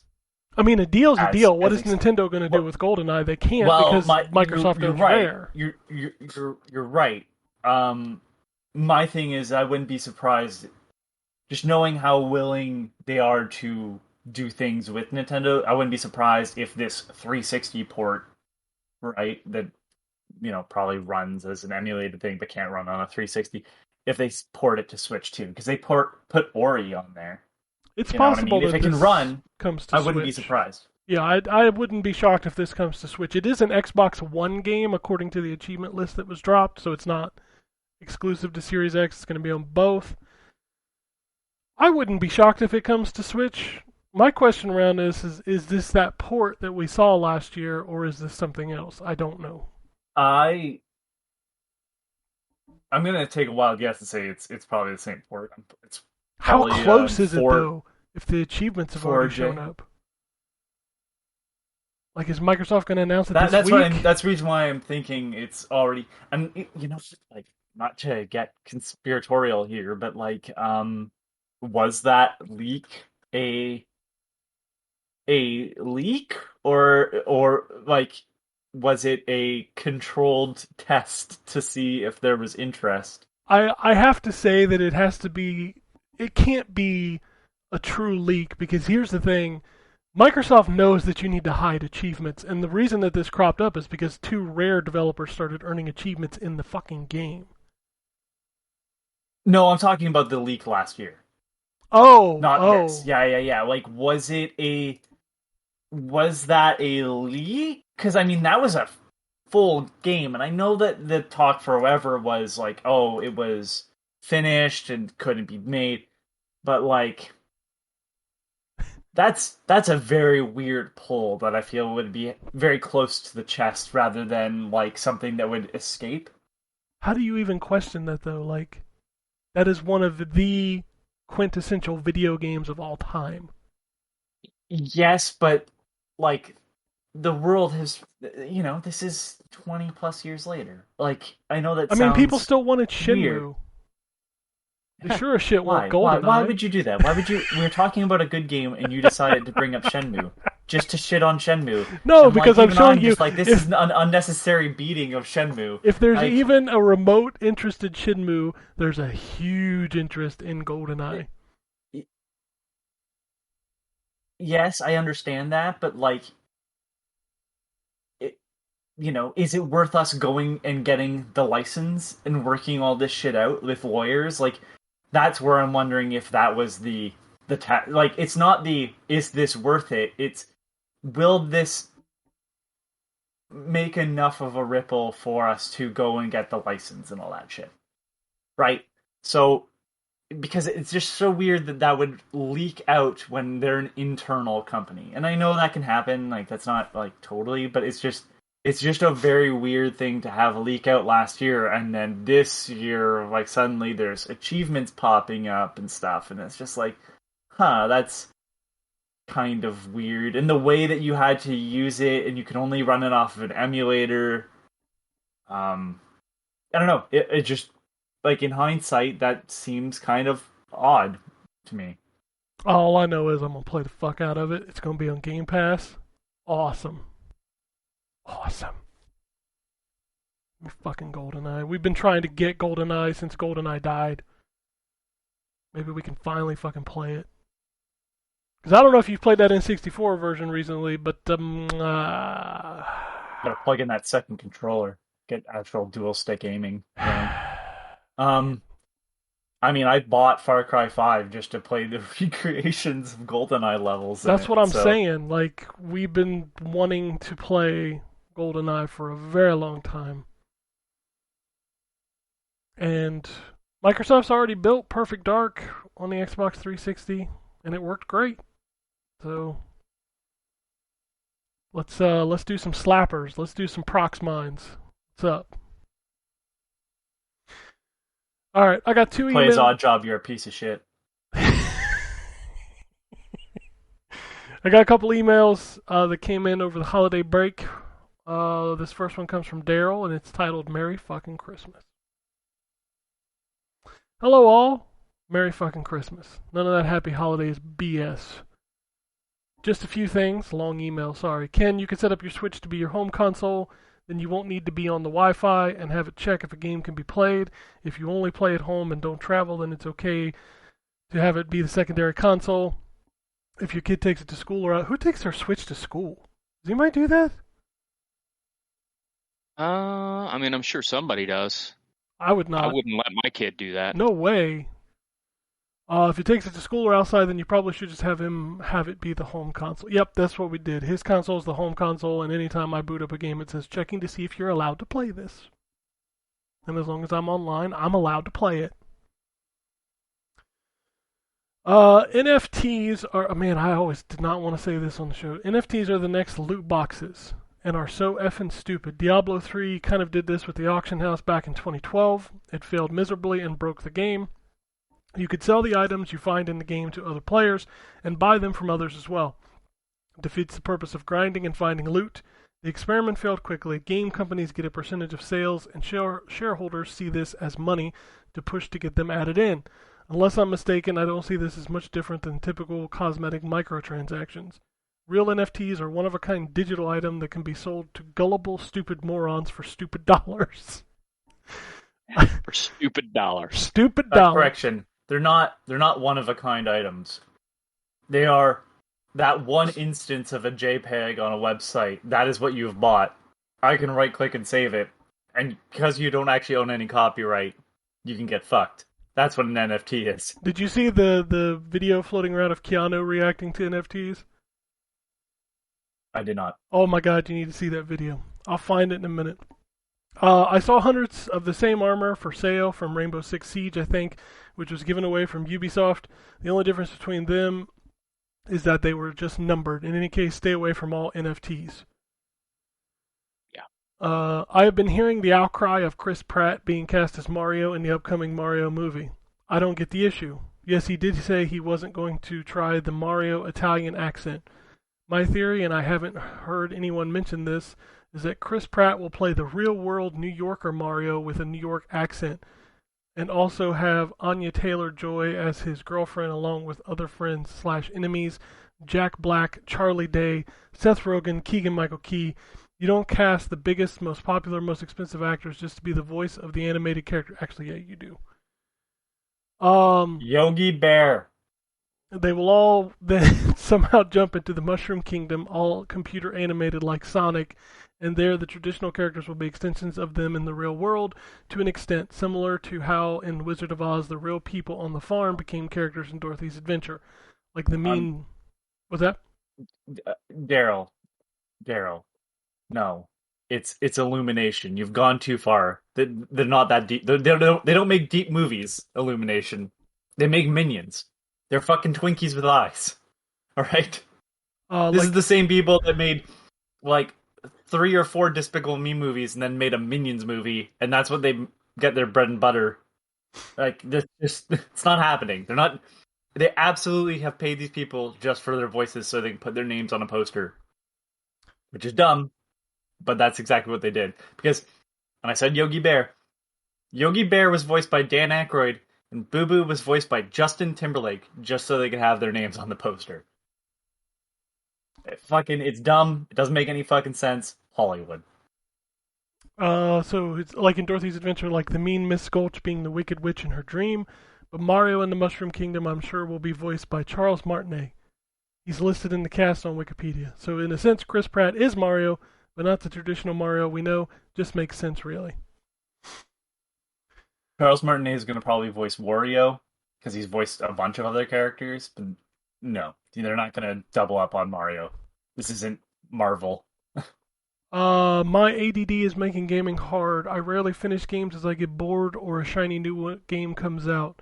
I finally got a PS5 with Deathloop, Returnal, and Demon Souls, but haven't touched them in a few weeks. I do like Deathloop, though, and Astrobot. On the Switch, I've been playing KOTOR, Loop Hero, great chill game while watching TV, Skyrim, and The Witcher 3. Still on the last expansion, but just working on side quests and icons. The game I've been playing the most is Grim Dawn. Such a great Diablo 3-like game, but actually better, I think. I've not run into any issues with frame rate or progression. It's been really fun. A big patch came out a couple of days ago, so I'm curious to see what that was all about. I will probably play that the most the next couple of weeks. So I must go now. So long, farewell, la la la la la. Have a good Christmas. And Die Hard is the best Christmas movie, so there. Well, when you're right, you're right. Die Hard? Yeah. Yeah. Die Hard is definitely the best Christmas movie. Antonio sends us an email. It says, "Sup everyone, my New Year's resolution is to not get COVID and actually finish Breath of the Wild. As for New Year's Eve, I did the exact same thing I do every year. I played video games along with a guessing game called Are Those Fireworks or Gunshots?"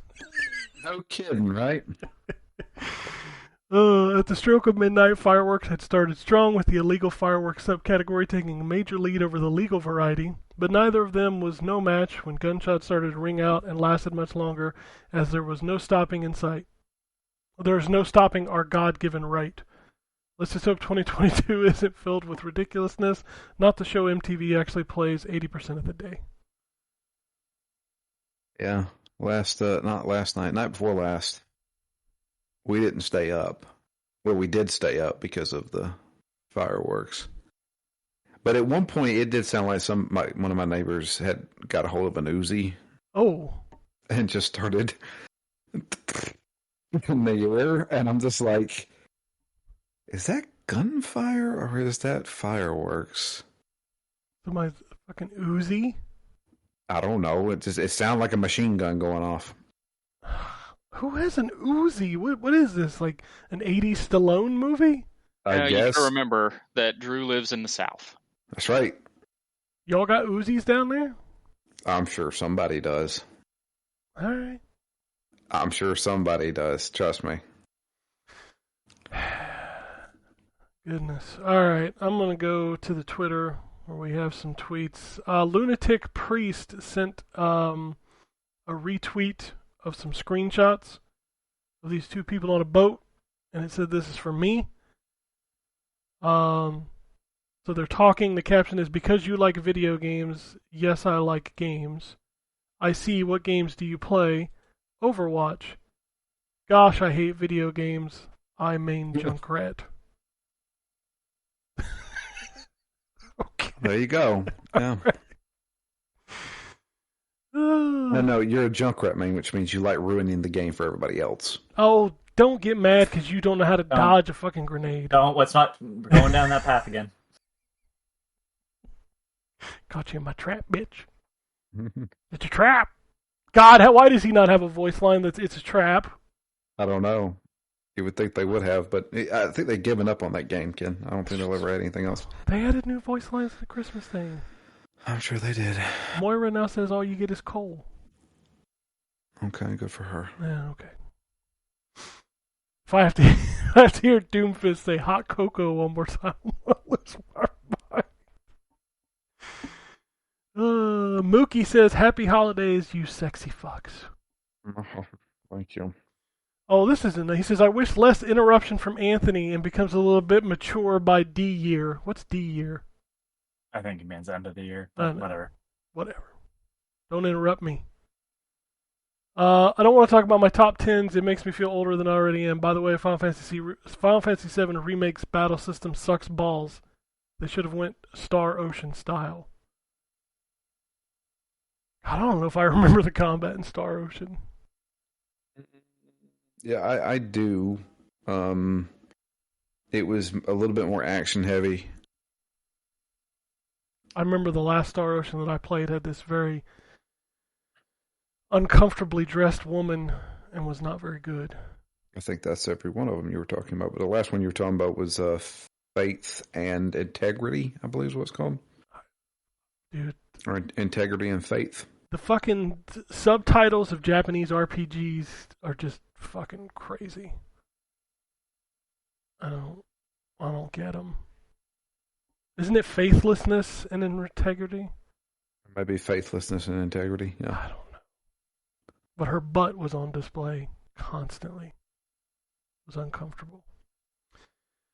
I had to congratulate myself from finally playing RE7. I didn't like the in-your-face horror, but I was surprised to know that it wasn't as scary as the Outlast series. Yeah. Resident Evil 7, you have a shotgun that you can shoot the bad guys. Yeah, and Outlast, you Outlast, just run. you have a video camera that you can't do anything with. See, they should let you, like, kill ghosts with a camera, like in Fatal Frame. Yeah. There's still that entire playthrough of me playing all of Outlast in one sitting I on still our stream. from time to time go back and watch our Soma playthrough. Yeah, some of that was some of that was chilling. You think? Yeah. I enjoyed watching that. Oh man, I enjoyed doing that. I miss doing that stuff, but it's so fucking hard to do it. It's hard to do. It's so hard to do.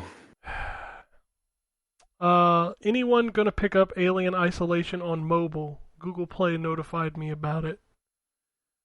Why the hell would I want to play a horror game on my phone? Yeah, no, but the devs did a big Reddit Ask Me Anything when they released it, and they seem to be pretty passionate about porting that properly. So I give them credit, like, hey, if that's the only way you can play a game.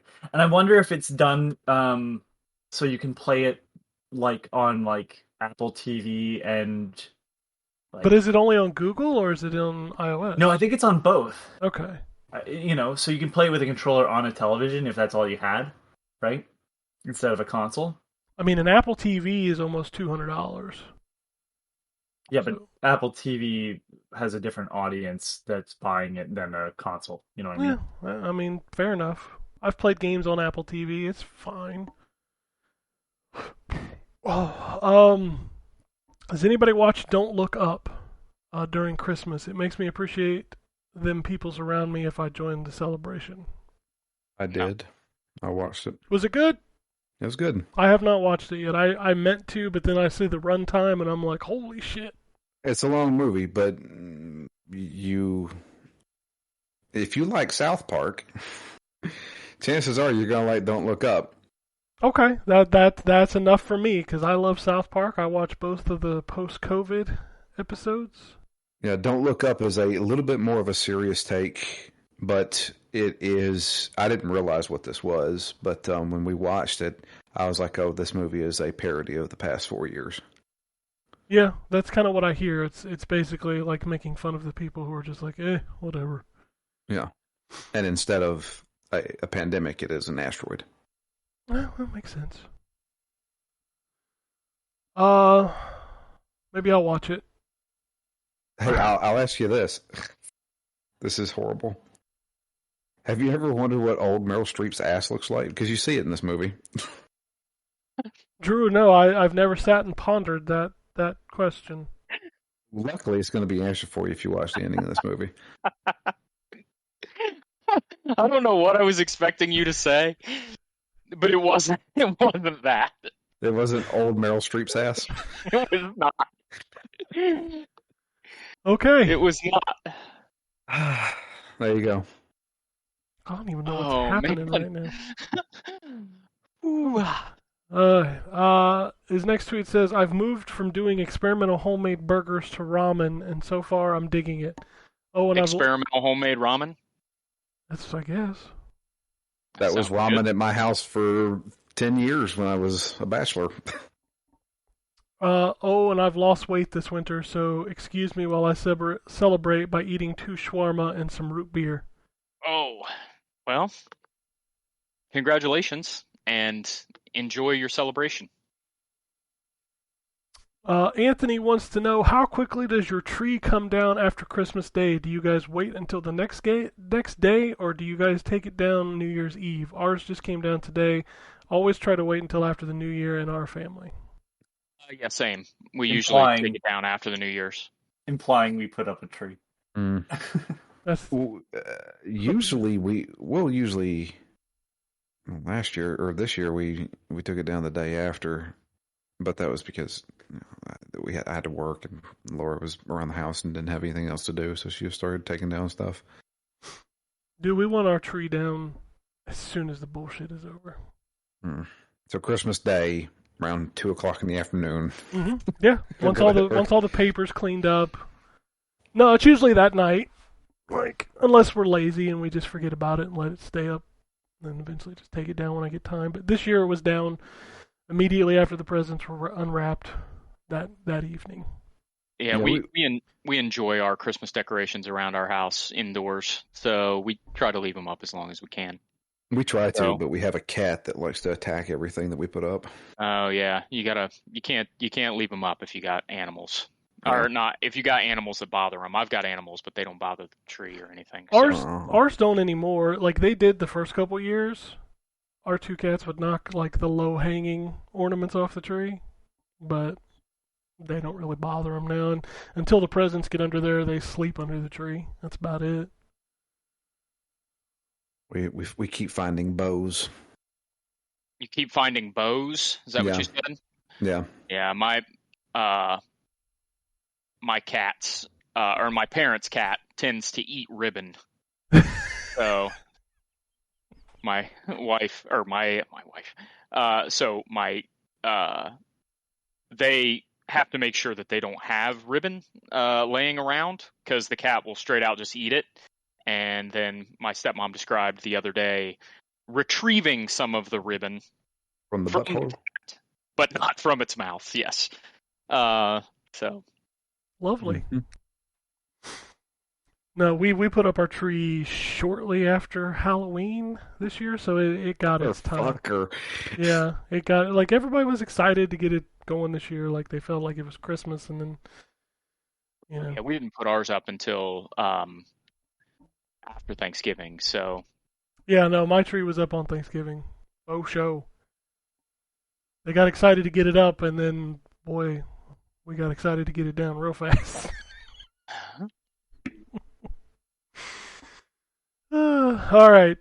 Gamer Chat Radio wants to know most anticipated game for 2022 release. Mine is Gotham Knights and Starfield. For the win. Game on, fellas.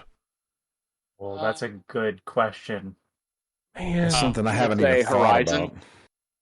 Horizon? Horizon's Yeah. a good one. If I had to pick one, it would either be God of War or, I don't know.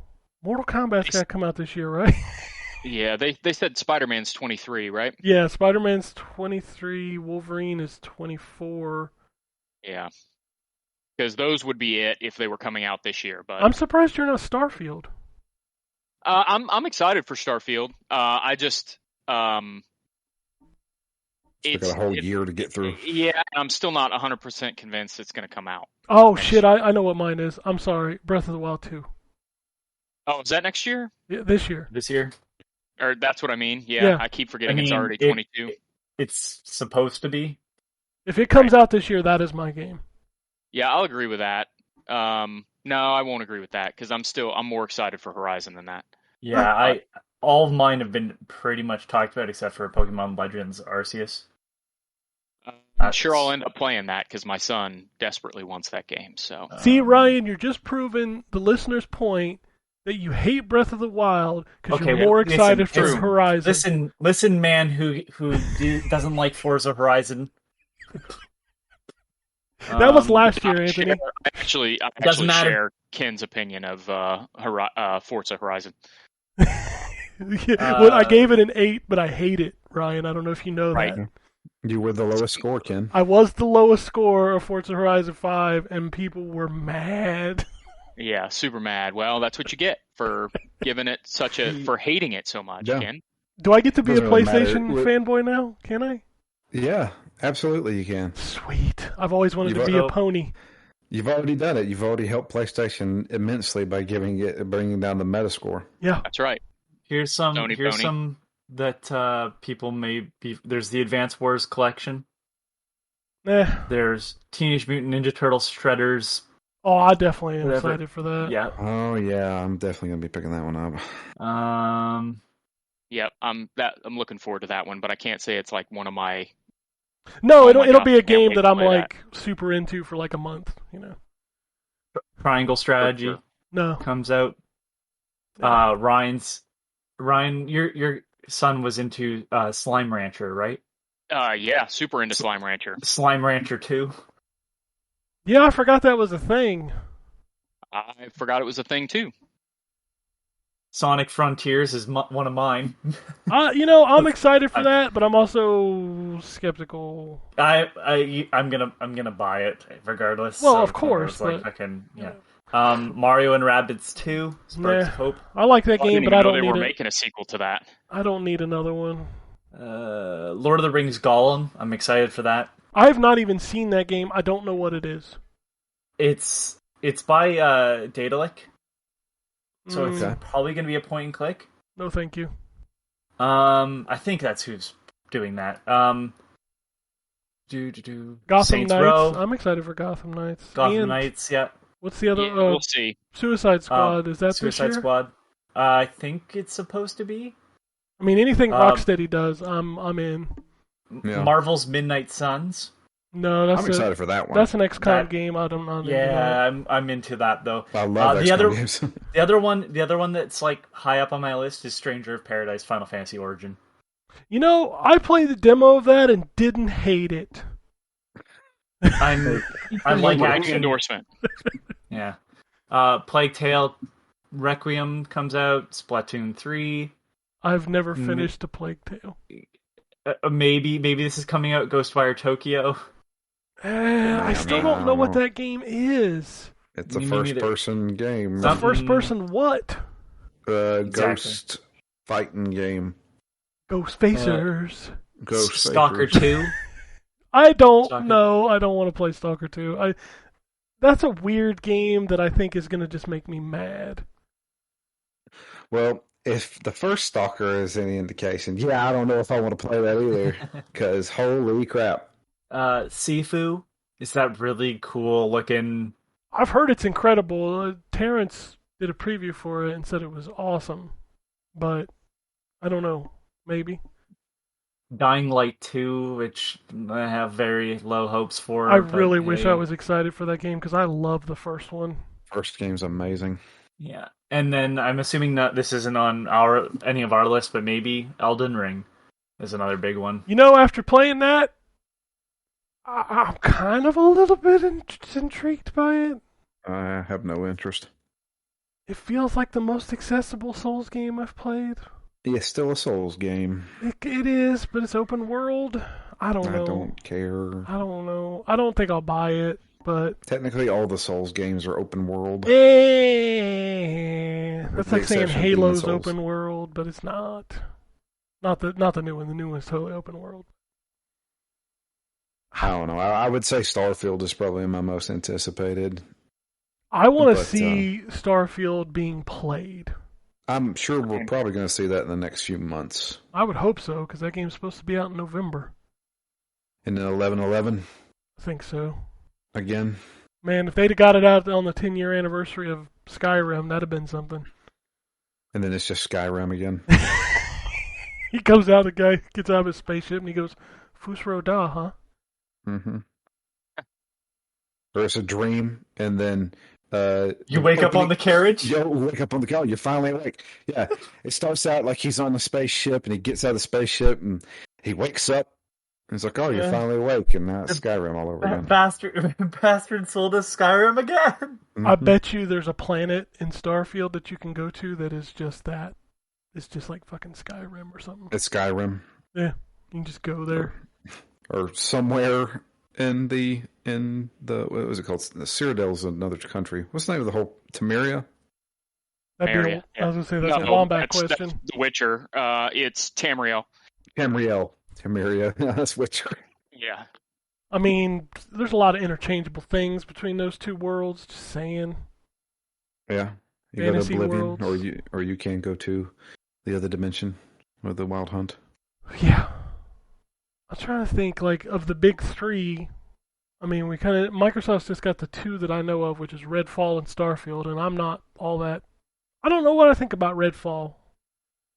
I don't really know what Redfall is other than That's a co-op Left 4 Dead game. Yeah, It's co-op Left 4 Dead, but also made by people that do the like immersive Sims stuff. So it's like I don't know how I feel about that being multiplayer. Like I don't know but if see, I it's want on to play. Game Pass, so fuck it, I'll play it. Yeah. You Yeah. know.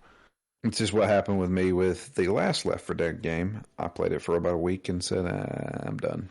And Sony, they're two big ones. I'm excited for both of those, Horizon and God of War. I can't play any of those, so That's right, because well, no, they're on PS4.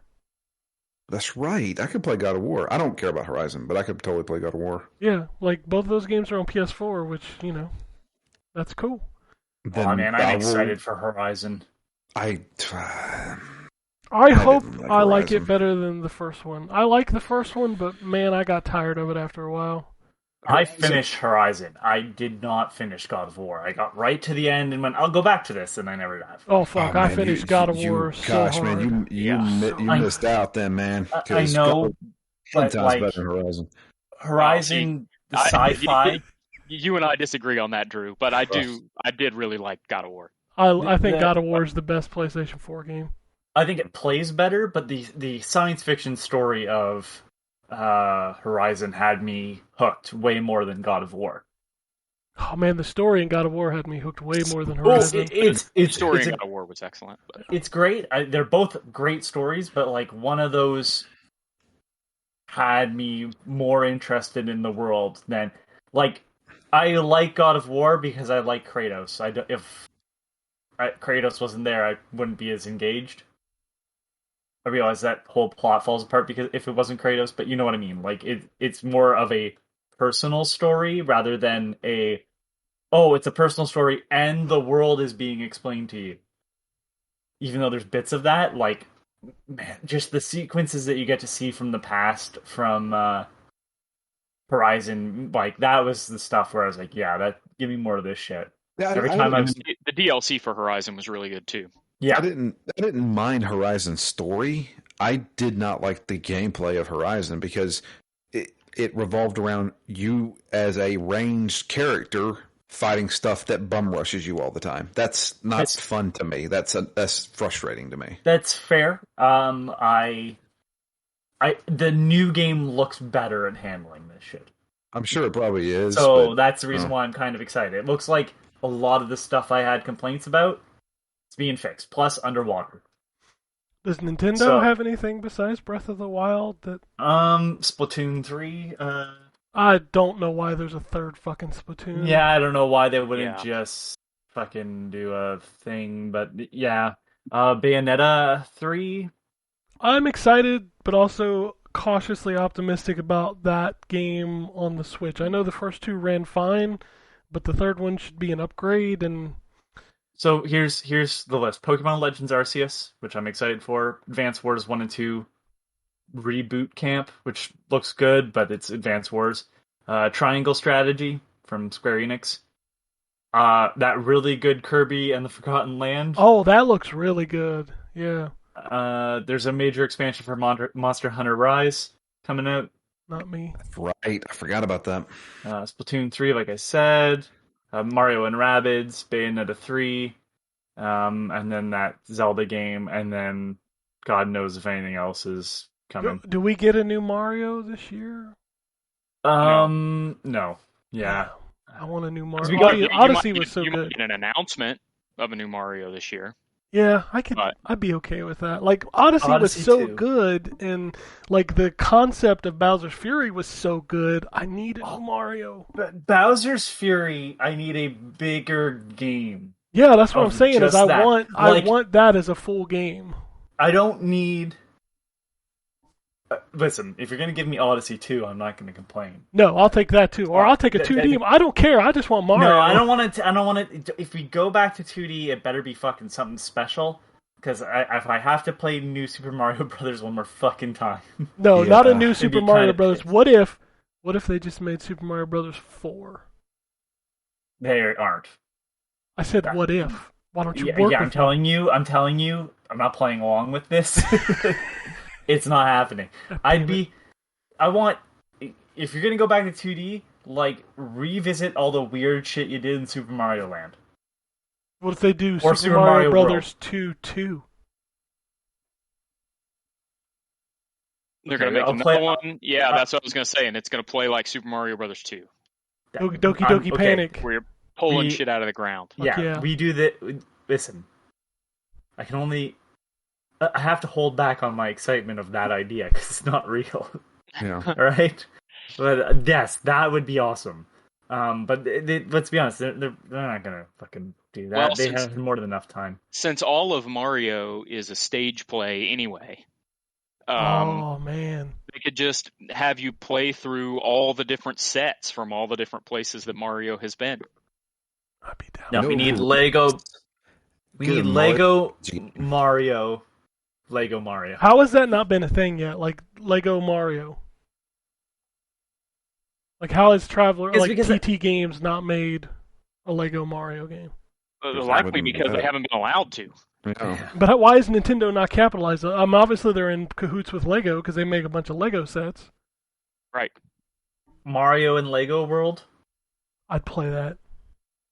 As long as I Like, don't have to it's collect like- it's- studs. Don't make me collect studs. Well, I they hate that. stick instead of coins, you'd be collecting studs. Like the economy of studs in Lego games is what turns me off of them. Okay, we can't start getting into the economy of Lego games, right? This is too deep for this podcast. What's a stud worth, really? But I mean, like, that would be neat. Like, that would be a change of pace. It looks more like something like Yoshi's Crafted World and stuff. Yeah, they tend to save the like aesthetic stuff like that for side characters.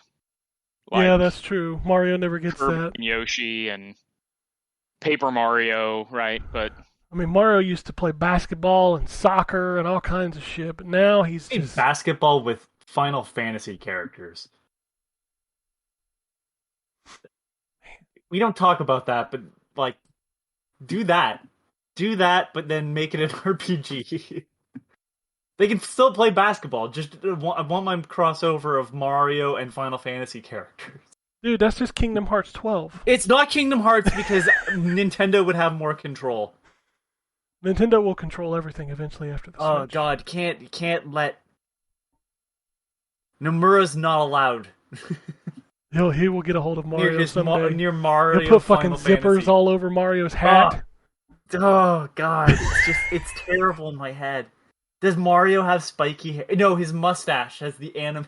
Yeah, he's got the anime mustache. He's got zippers all over his hat. Mustache just goes to the fucking. His overalls now look like Sora's.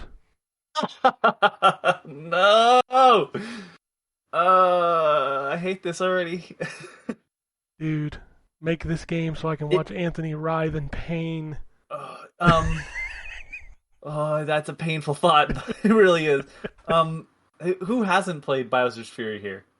I haven't. Oh God, Drew, Drew, you need to play Drew, that. you need to fix that. That game I is mean- so good. Drew, it's like what, 3 hours, 4 hours? Yeah, it's not a long game, and then Yeah, you but also means I get have to Super Mario. pay $60 to get. But you also get that. Super Mario Yeah. 3D World. I've already got it. Not Dude, on the it's way Switch. better on the Switch. Yeah, I also have Breath of the Wild on my Wii U. What the hell's wrong with you? Buy Switch versions. Dude, I've already spent so much money on this stuff. So spend some more. Oh, you want to give me the money? No. Exactly. I'm a security guard. I don't make that much money. Oh shit. God, Bowser's Fury is so good though. Oh. Oh fuck, it's definitely making the list. Yeah, it's on my list for sure.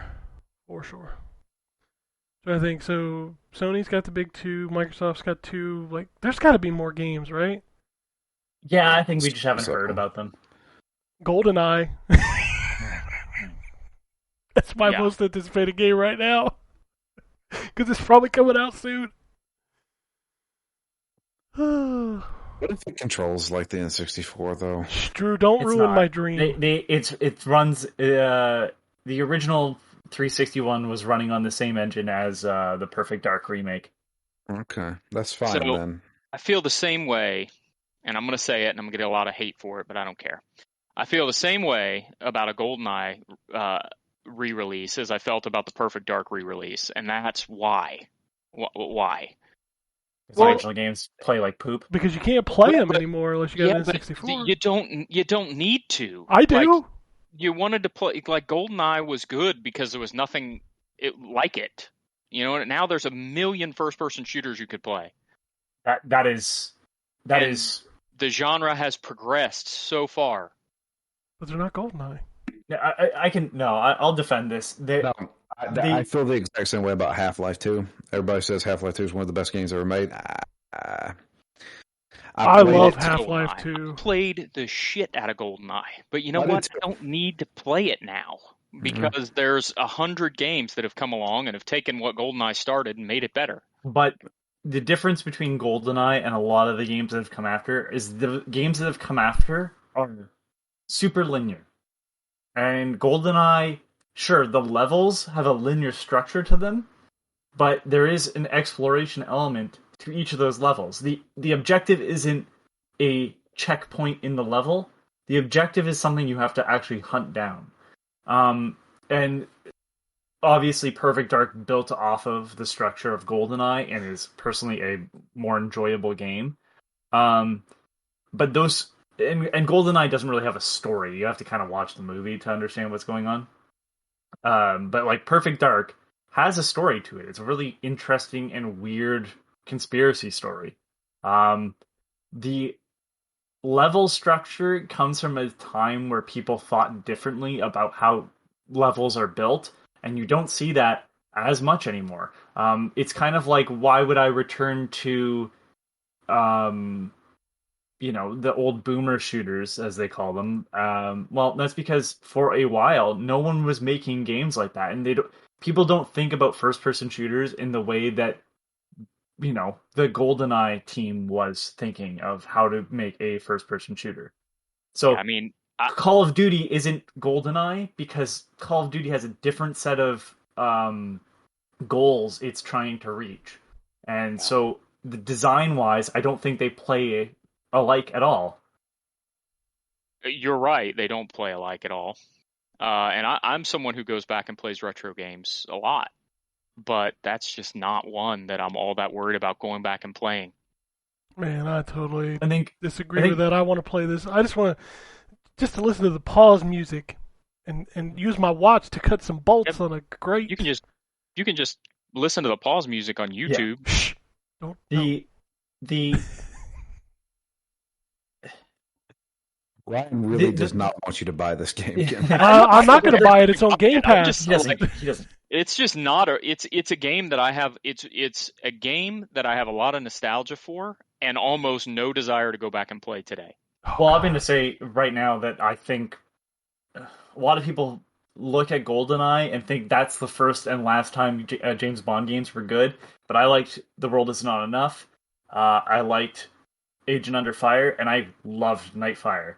And I think the PS2 games are better games, and no one really talks about them in the same light. And I think those are more enjoyable experiences. That, again, we're basing their structure off of the GoldenEye stuff. Again, we haven't seen a game like that. Like, once Activision took over, it was just Call of Duty James Bond. My prediction is that this game comes out, and there's a whole lot of people that are like, "Man, this isn't all that good," because they weren't around when that game was the hot shit. I don't know that I agree with that. Maybe. Maybe, I don't know. but I don't know. That's I don't know. I'm if that is the response though, I wonder if it will inspire people to once again go back to kind of like changing how first person shooters are played, because again, Call of Duty was dominant, but then, you know, Doom 2016 came out and changed how people saw first person shooters to the point where we have a lot of games that are trying to follow in that game's footsteps. And so, like, it's whether or not it'll make a change with how popular GoldenEye is, because Perfect Dark never made the same waves, unfortunately. If it'll change, you know, the genre again, which I hope it does, because honestly, first-person shooters that are just corridors are not interesting. Like, Well, you don't want to go back and play Kiliak, the DNA Imperative? I don't even know what the fuck that you did. Normally, I'm on top of some references, Ken, but I've never fucking heard of that game You've before. never heard of Kiliak? That game sucks. That game sucks I- bad. It I got a mean, sequel, too. Epidemic. Oh, I know Epidemic. Yeah, Yeah, Epidemic Kiliak is a sequel sucks. to Kiliak, the DNA Imperative, which was a launch title on the original PlayStation. Oh my It god, I was. didn't know that was Kiliak 2. Yeah, that's what wow, it's known as also known as Kiliak the Blood 2 Reason and Madness in Japan. Yeah, that game is one of the worst first-person corridor shooters you will ever play in your life. Well, here's the last thing I'm going to say, is that as someone who has gone back to play GoldenEye in the somewhat recent past, my prediction is that there's going to be a lot of people that play this remake when it comes out, and there's going to be folks from our generation that play it and feel the nostalgia, and then when the nostalgia wears off, we're going to be like, yeah, I don't really want to play this anymore. And there's going to be people from the generation behind ours that never played it originally that are going to say, "What? Why was this a big deal?" But I hope that I'm wrong, because I do have a ton of nostalgia for that game. But the nostalgia I have for that game is about the experiences I had playing the game and not the game itself. You have Far Cry 5 on what console, Ryan? Far Cry 5, Yeah. PS4. So somebody remade all the GoldenEye maps, and you should play those. Because they are the perfect nostalgia hit while also playing like Far Cry 5. All right, I'll take your word for it. that is it for everything that I have. So unless anybody has anything else, if you want to follow us on Twitter in the new year 2022, it's at N4G Podcast. You want to shoot us an email, it's podcasts@ztgd.com. You can follow us on Twitter. I am at ZTGD. Anthony is a complacent robot. Drew is at DML Fury, and Ryan is at Wombat RP. You can also follow the site at ZTGD Content and check out Phoenix Down, Death Stranding, one more episode, and then moving on. I'm thinking we're done after this episode. And then what's the next game? I know you mentioned earlier. I already forgot. Inscription. Inscription. That's right. Yeah. Yep. I might replay it just to join you. That's how Okay. fucking good that game is. All right. Can you just like restart it? We'll find out. Yeah. He's not going to tell you. I don't know. I haven't tried. Yeah. All right. Well, unless anybody has anything else, we'll get out of here. Peace, bitches. Alrighty. And it goes something like this. Epic fail.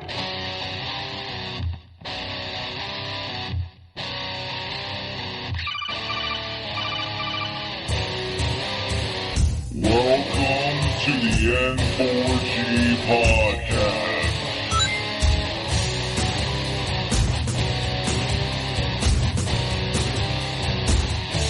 $0.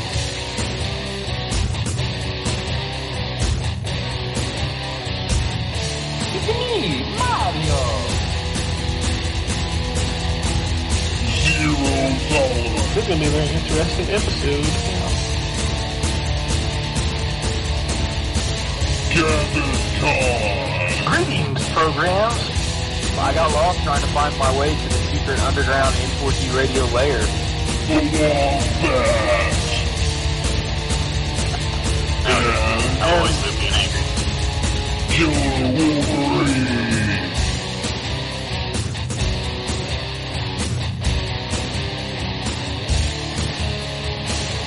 Play games, not consoles.